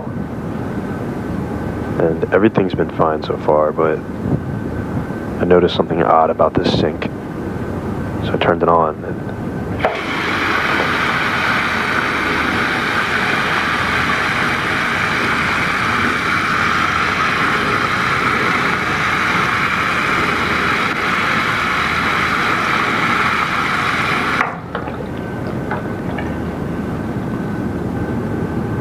definitely pretty weird. I'm gonna set up the camera while I sleep. Tomorrow I'll continue the investigation.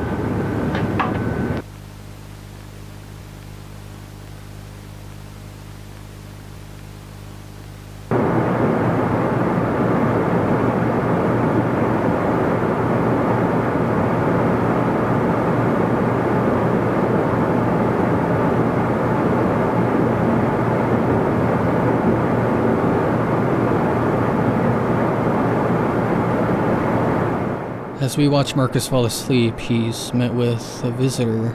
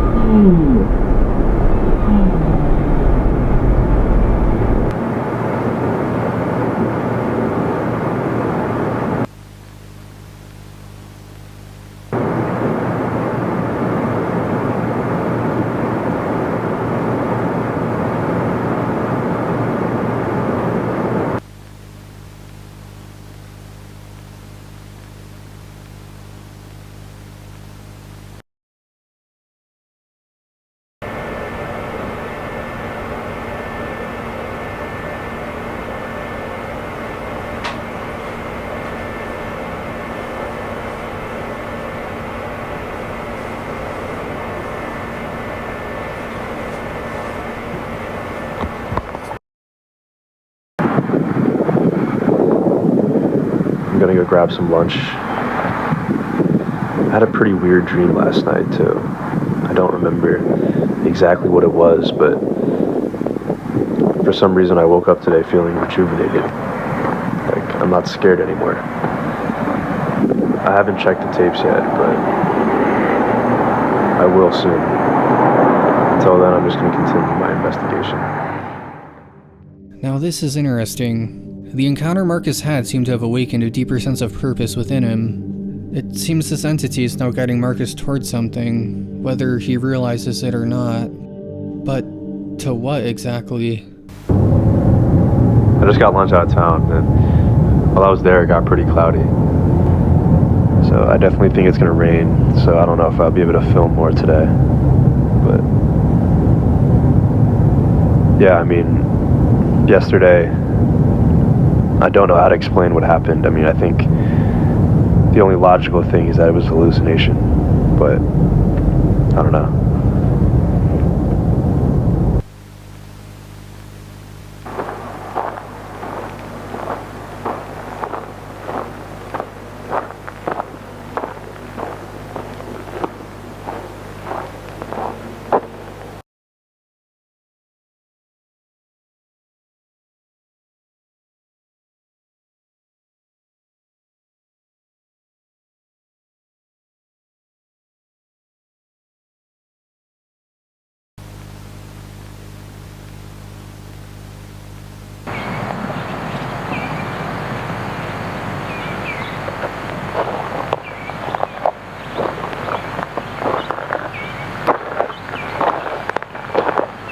To go back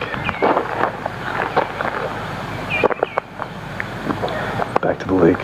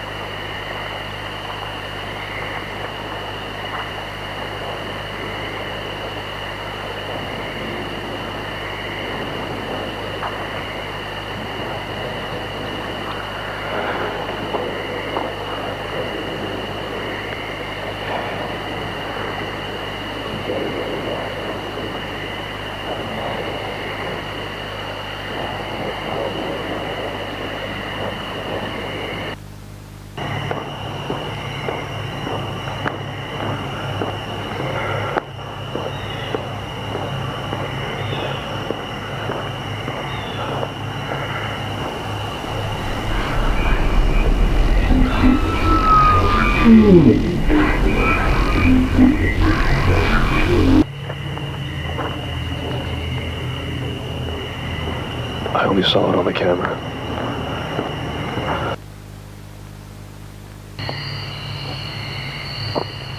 There it is.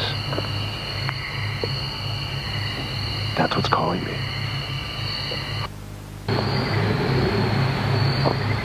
It's the beta chunk.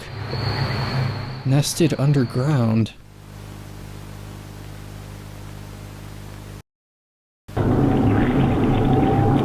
We cross the threshold and waiting for us inside is... Holy shit.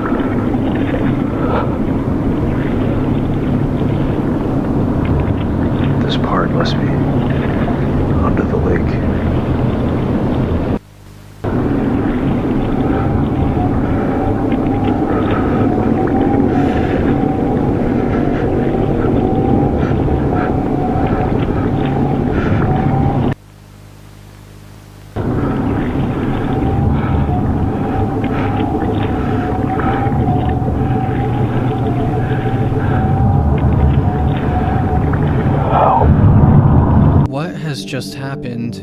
At this point, we have no clue due to being in Marcus's footsteps at the moment. But from the looks of it, while Marcus was experiencing his own nightmare, Churchill's been experiencing one as well, stuck inside the beta chunk, unable to call for any help. Until now.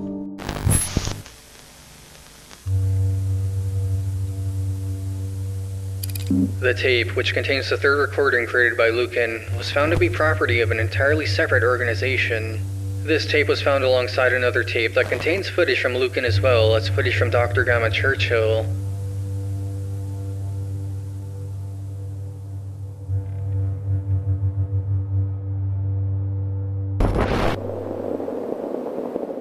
In this one, we get some more information regarding Marcus and what happened during his first encounter with the broadcast.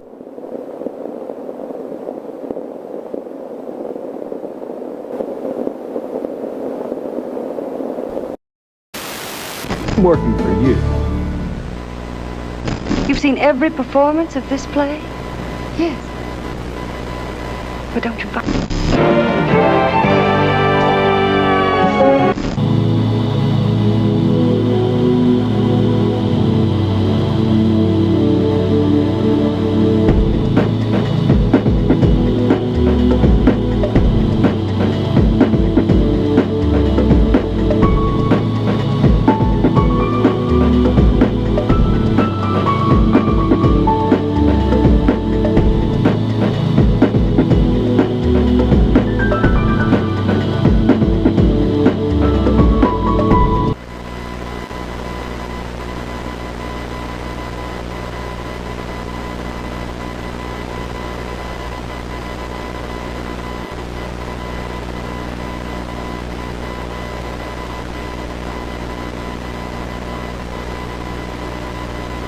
We're looking at here, our ground team is attempting to get closer to what you're seeing on your screen. We'll have more updates for you as they come in over the next hour. Again, in case you're just joining us,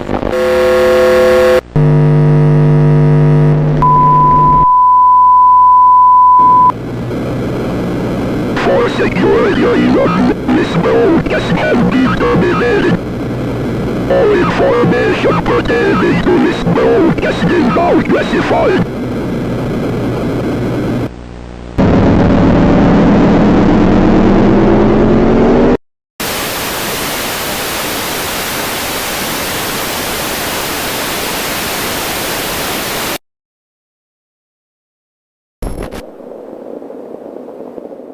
It is assumed that the Starkill-controlled Home Delta Division was responsible for this hijacking of KMBC TV Channel 6.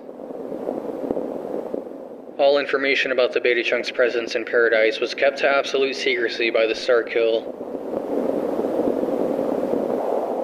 Despite these efforts, Marcus Lucan still managed to successfully infiltrate Paradise.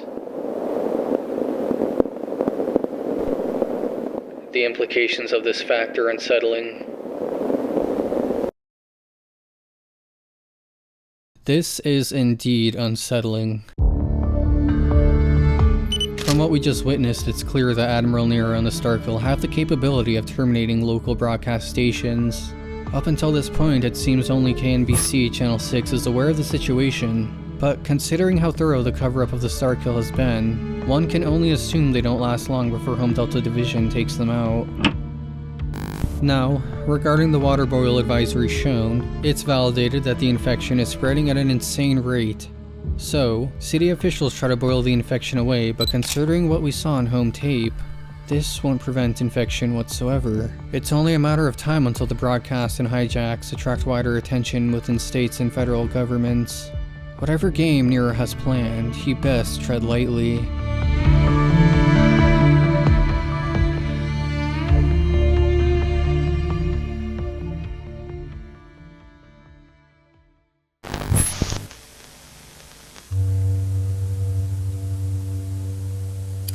The tape contains footage recorded by Dr. Gamma Churchill and Marcus Lucan. It is the second tape found to be in possession of a newly formed home organization.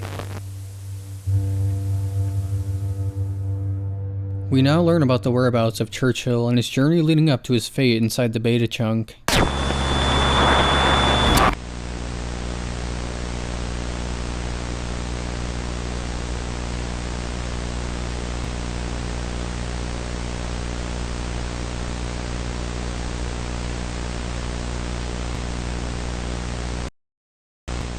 This tape was recorded by Dr. Gamma Churchill, the former director of the top-secret Home Delta Division. We know now Home Delta was strategically and covertly assimilated by the Starkill on April 4th, 1999. This footage was recorded mere weeks after the assimilation event, known now as the Rebirth event. General GCP, so it's indeed Dr. Gamma Churchill. The events that transpired at the conference were a result of a lapse in security on our part. The man who was speaking at that conference was identified as a death row inmate and subsequently eliminated by our highly trained security operatives. I see. And Admiral Nero, you say, is the alias of Dr. Robert Spencer. What is his current condition? Last we heard, he was placed in cryogenic sleep as a result of the Starkill infection. Spencer has recovered. The infection was surgically removed. Dr. Spencer himself has ordered that Dr. Churchill be executed by any means possible. He has succumbed to the Starkill infection and is attempting to subvert operations here at Home Delta. His current whereabouts are unknown, but we advise you to shoot to kill on sight. He was last seen west of Lockwood, Missouri. It's a cover-up. It's been over a week since I last received contact from Fakebringer. I fear the worst has come to pass. I can't deny that I saw this outcome as inevitable. Yet, knowing what this outcome would be, I still placed the burden of humanity's future upon him. I can't ignore this fact anymore. The fact that I've evaded my duty to humanity by sending others marching to their deaths. Spencer, Aaron, the countless Deathbringers, they were all sacrificed by me, all in an attempt to avoid the inevitable fate that awaits me. But now, there's nobody left. I'm the only one alive who has the power to end the Starkill threat. There's no other choice. I must carry out my duty, even in the face of certain death. I have reason to believe that the central consciousness of AZ-001 has made landfall, but its location is known only to the Starkill itself. Using this, the Akashic probe, I will be able to extract the knowledge and memories of the Starkill from this hypothetical central chunk, the Beta chunk. Once this vital intel is retrieved, the United States can fully initiate a counterattack to wipe out the Starkill using its own memories.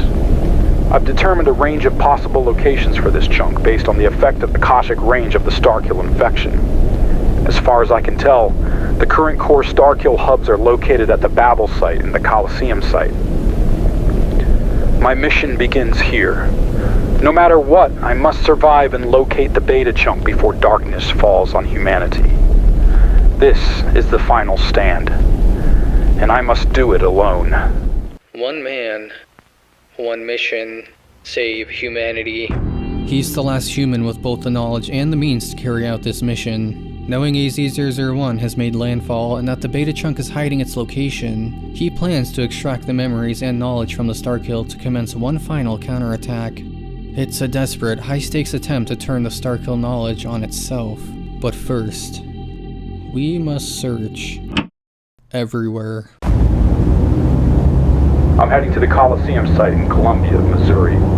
I want to assess the full extent of the infection and hopefully gain some insight into the possible whereabouts of the Beta chunk. Wherever it is, it's likely trying to remain as hidden as possible in order to avoid detection while it grows. There's little time to waste.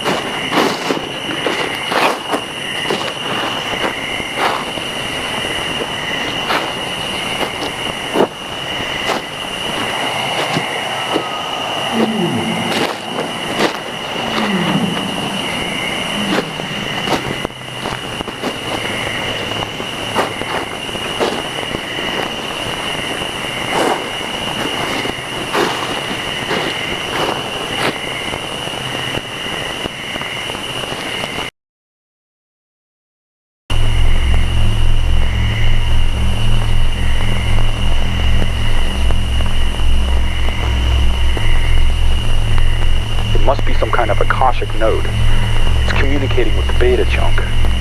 Given the shape of the antenna, it seems to be scattering the signal to prevent triangulation of the source.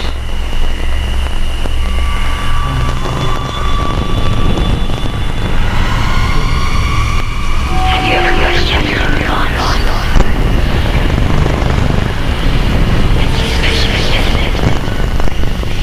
now your story is playing out exactly as written.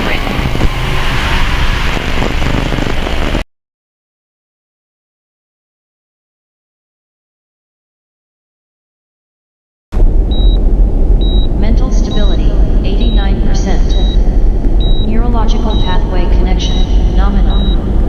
Metabolic functions operating at biological capacity. All biological systems are reading nominal. Now, at this point, you might be wondering what's happening, and that's okay. I mean, how can Churchill be searching and at the same time be connected to all these cables and machines? Well, it's simple. Really good storytelling techniques that I didn't notice were happening until now. Let me explain. As we know, Churchill is the last human with the ability to interface with the Akashic Plane. He's also been the one exposed to the infection the longest. So, what am I getting at here? Churchill's connection to the Akashic Plane didn't happen all at once. It was a gradual process tied to his long exposure to the Starkill infection, and his mission to extract its secrets. While physically, Churchill is out there searching for the beta chunk, roaming infected areas, digging for clues, another part of him has already begun interfacing with the Akashic Plane. We're seeing two simultaneous realities. Churchill's grounded physical search for the heart of the infection, and his mental journey deeper into cosmic knowledge that threatens to overwhelm him. This right here is why I absolutely love Midwest Angelica and the analog horror genre as a whole. It's knowing that something's been building up slowly in the background, and then it hits you in one unforgettable narrative moment.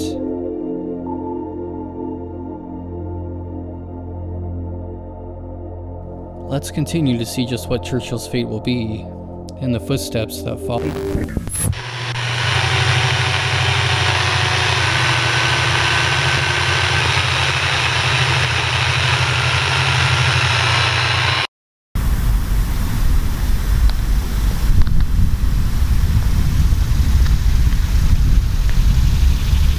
It's been a month since I began my search for the beta chunk. I've covered hundreds of square miles across Missouri, Arkansas, and Kansas, yet the Starkill spore signal response has been effectively at noise floor for all locations. Wherever it is, it's doing a very good job at hiding.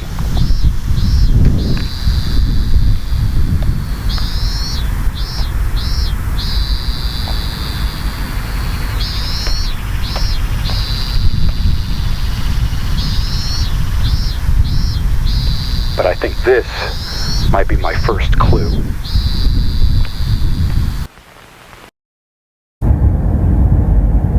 I'm heading now to Paradise, Missouri. I've checked this area before, but nothing came up then.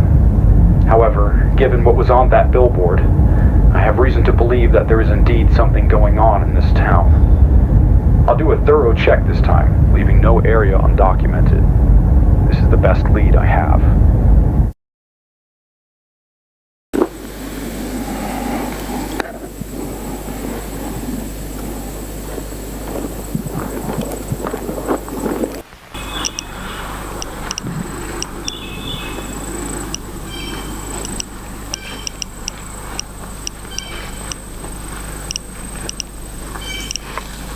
I'm using a spore reader to check for Starkill presence. So far, nothing's coming up.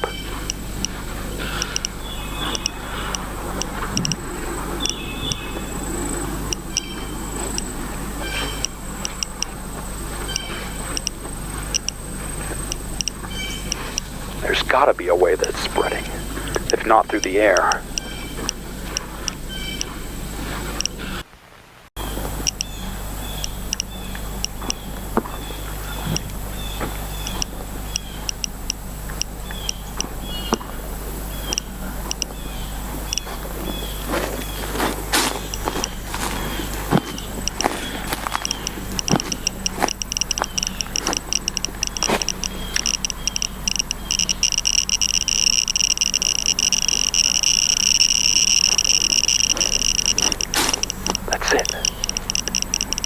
It's under the lake.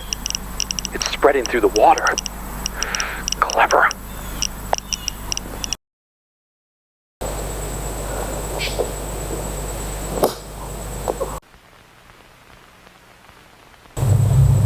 I knew it. A network under paradise. I know what I have to do for the sake of us all.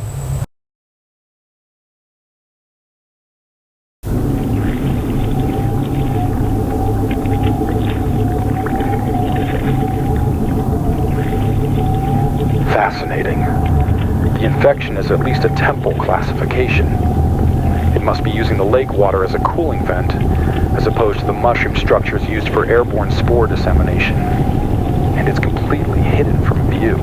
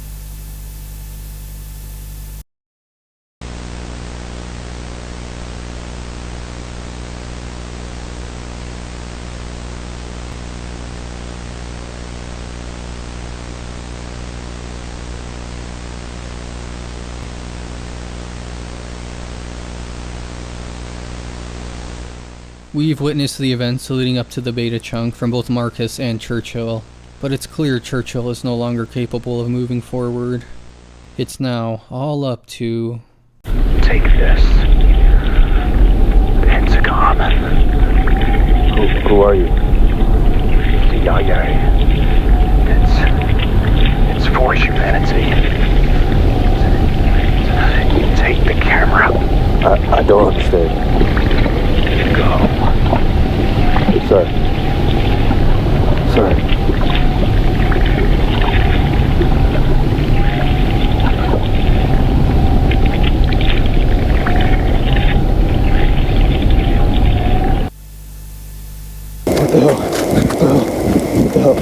What the hell?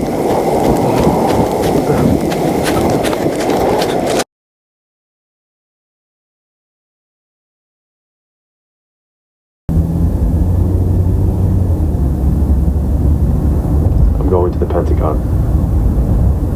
I don't know who that man was, or what any of that was, but I'm sure there's answers. I'm driving straight there, 16 hours, only stopping for sleep. Something's compelling me, just like before. A gut feeling, maybe.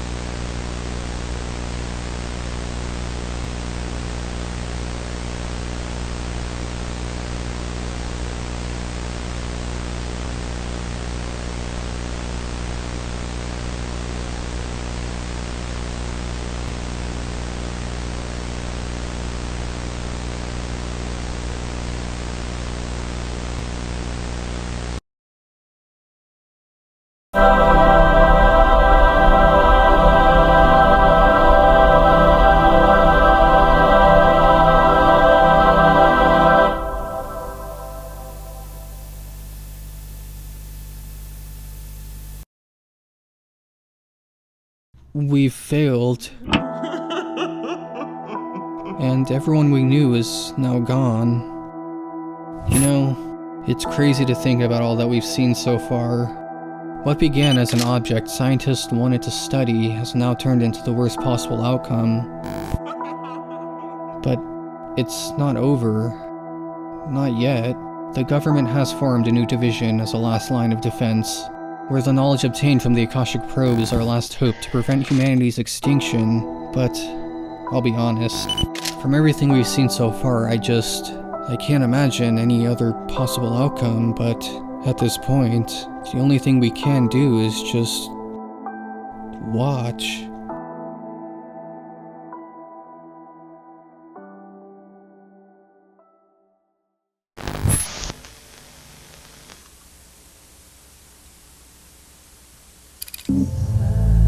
The tape was found in a fortified bunker near the Greater Appalachian Canyon of Tennessee.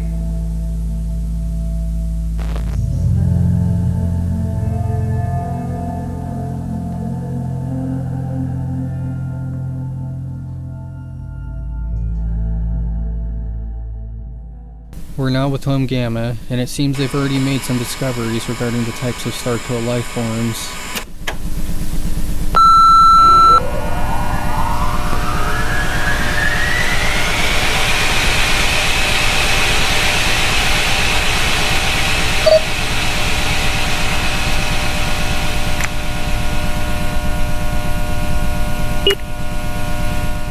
Our first structure is called an altar, which we saw in Azazel. But what we don't know is that these structures are able to produce two different types of entities. Type A entity is called a phantom. These entities appear to be human, but can transform into something called a wretch. Type B entity is called a wretch. These are produced from an altar's biomass, or as we know, from a converted phantom.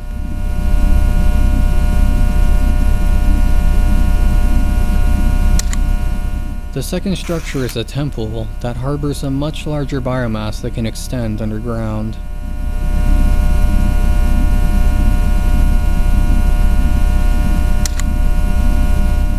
Type A entity is called a Wraith. This entity can change its shape depending on the structure of the temple. And if that wasn't scary enough, they can grow to be 200 feet tall. Type B entity is called a Revenant. Revenants can excrete spores from their bodies and are able to float using natural helium reserves.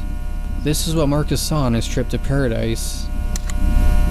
After these are shown, we're met with two unlisted entities, an Overture and Titan. It's unknown at the moment what these are or what they're even capable of. But from what we've seen so far, I can tell these are the most dangerous entities that on all accounts we need to stay away from.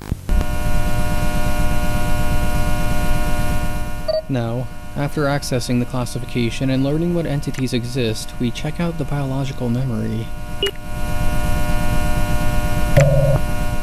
In here, we can see all the information stored from the first day of arrival until now, but curiously, there's something else below it, and when clicked,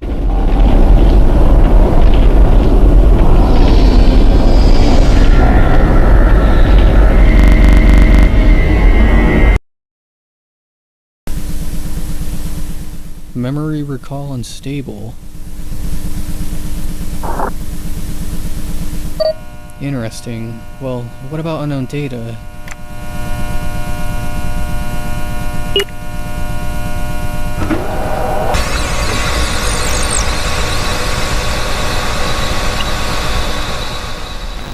I'll be honest, I have no idea what any of this means. I literally took each frame and converted them into images and looked at each one over and over. If anyone has any idea what this could mean, feel free to comment down below. Apart from that, the contents found in the Akashic Probe reveals the Starkill's secret operations. We learn that Home Delta was completely assimilated and remains under the control of a hyper-intelligent biomass hive mind. Most likely Admiral Nero. Our reference made regarding Azazel is now also confirmed.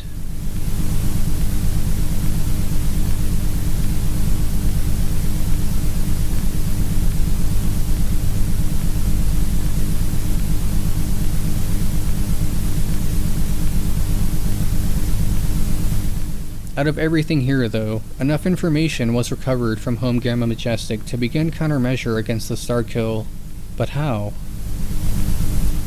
With something called Dawnstar.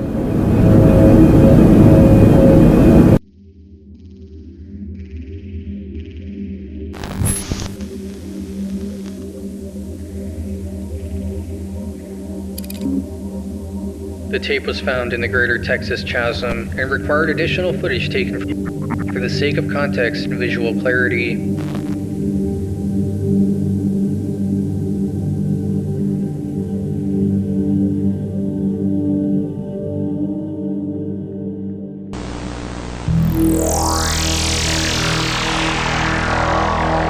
Home Gamma Majestic. We switch over to Home Gamma in this one, where they've gone above and beyond to create something they believe can end the Starkill threat.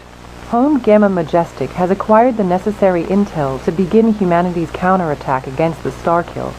Using the Starkill's own memory samples, scientists at Home have developed an artificial intelligence system known as the Digital Akashic Watcher and Neurological System for Targeting, Analysis, and Response, or Dawnstar for short.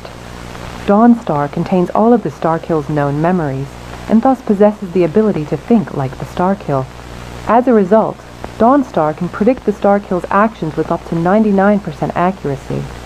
The main infrastructure of Dawnstar will be contained on a highly fortified and heavily armed orbital defense platform known as the Ark. The Ark is set to be launched within the coming days, with the counterattack operation commencing on July 4th, 1999. Codename Operation Rapture. Operation Rapture is soon to commence, and from what we've learned, we just might be ready at this point. Launch day arrives with everything going as planned.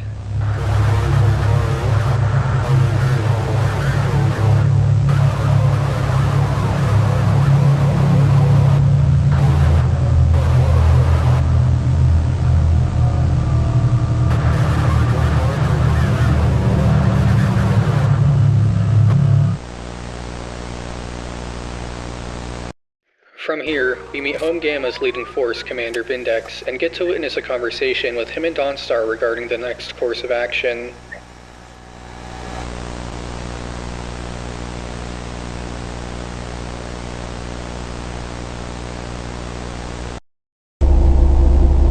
All personnel are currently on standby. Fleet is prepared for immediate action. Thank you, Commander. According to diagnostic calculations, the main orbital artillery will be fully charged at 0100 hours. Final scans of the Akashic plane will commence at 0700 hours. Calculated deviation from original strategy, plus or minus 2.3%. Within acceptable range for adjustments within 48 hours. Understood. Calculated combatant fatalities, 25. Calculated civilian fatalities, 450. Within acceptable range. Is the Starkill currently aware of Operation Rapture? Given current intel and hypothetical reconstruction of Starkill creative thought process, negative. Understood. ARC Fleet will begin combat readiness preparation ASAP. Everything seems to be going well so far, so we get one last observation in before we attack.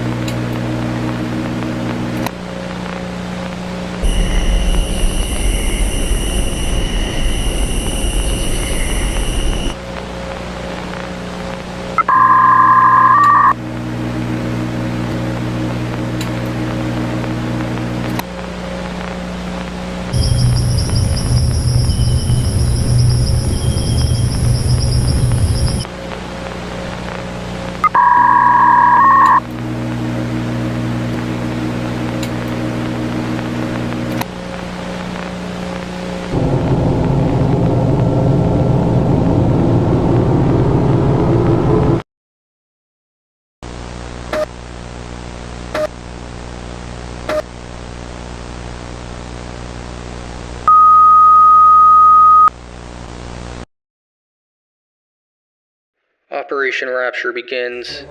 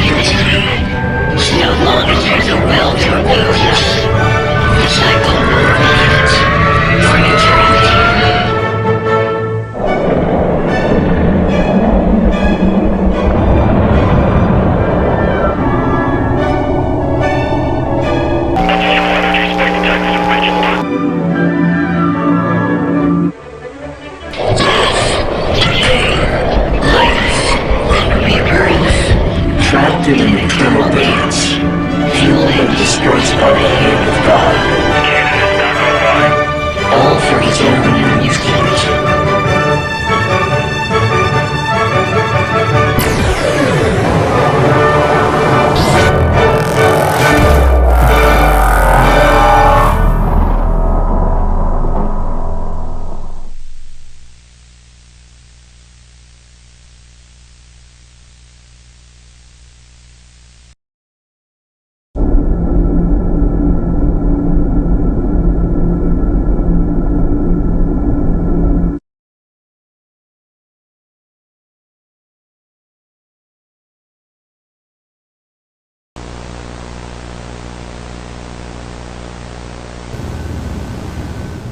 On July 4th, 1999 at 12:34 a.m., the Starkill threat was officially declared to be 100% eradicated.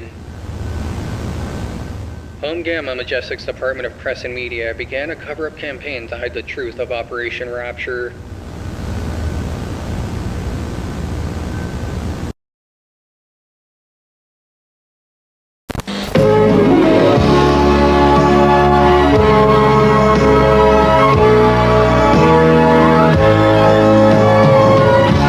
Good morning.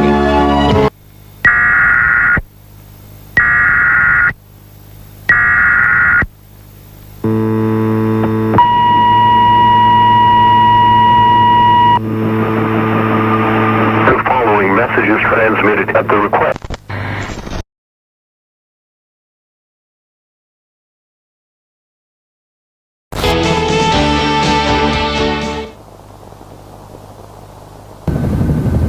In this just in, a chemical explosion overnight at Grove Manufacturing has resulted in a deadly wildfire, covering much of Paradise, Missouri.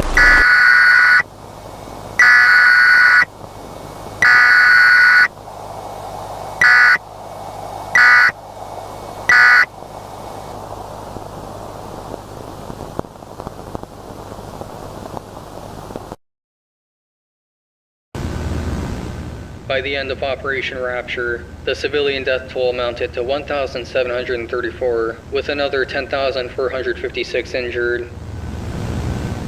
Despite this, the truth of Operation Rapture and the Starkill threat as a whole remain hidden from public attention.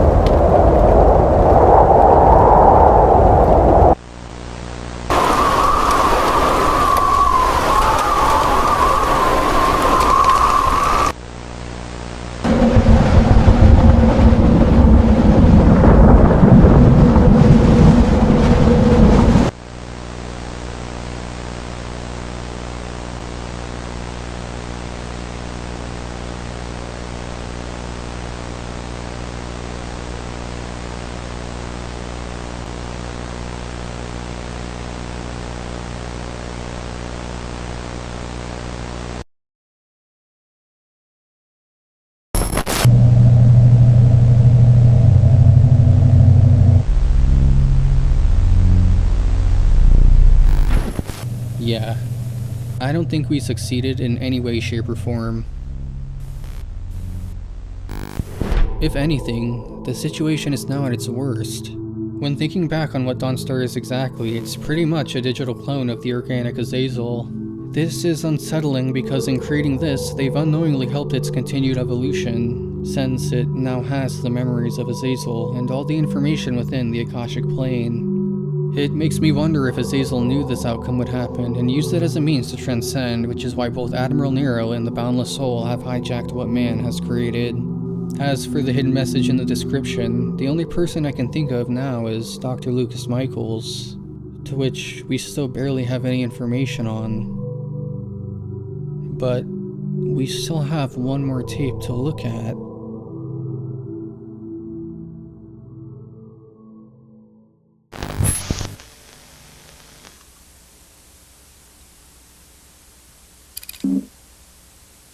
The tape primarily contains on-set and B-roll footage from the Red Oak production company.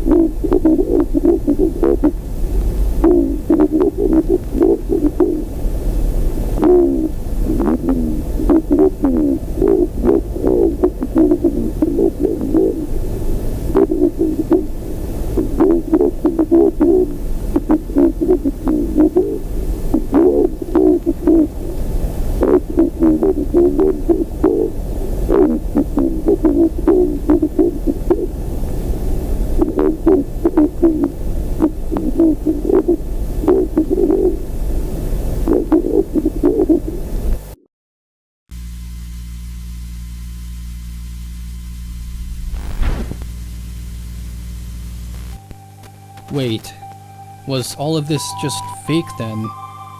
That's what I thought too, but it isn't the case. I think this last tape connects where and what Dr. Lucas Michaels has been doing all these years. Here's my theory. This so-called film was made in the same universe as AZ-001 due to Dr. Lucas Michaels having visions from the future. Remember, AZ-001 was able to spread its influence long before it reached Earth. From here, the visions they were seeing were the actual events set to play out years after the film was complete. With this, we can look back on Rapture's description and the pieces begin to fall into place. The tape was found in the Greater Texas Chasm and required additional footage taken from the Red Oaks production company for the sake of context and visual clarity. For the sake of context and visual clarity. As we look back on the montage of Operation Rapture, some of the footage seems like it was taken from the film for context and visual clarity. The arc firing, for example, and even Nero's appearance here doesn't look like it was made in a realistic setting. Rather, a set production stage. This could even go farther back into some of the first tapes we watched, like in Home when we saw the team trying to scorch the Alpha Chunk, or in Babylon where the Tower of Babel was shown in an odd way as opposed to the realistic environment in Exodus. To further verify that this is indeed Dr. Lucas Michaels, we can look back at Colosseum where Lucas described having visions in his dream the day he spotted AZ-001. He possibly took these visions and completely left everything else behind to go and make this film. But the final question that lingers is... why? Well, that's for you to figure out once the final tape is in our hands. And rumors have been spreading that you won't want to miss it. I've set you up the best I can for the finale, and now it's up to you. But as of now, we're left with a massive cliffhanger, and I don't know about you, but I am extremely excited to see how all of this plays out. I feel like we've just ventured into an entirely new world, and I hope you've enjoyed every second of it just as much as I've enjoyed creating it for you. Thank you for watching, and good night.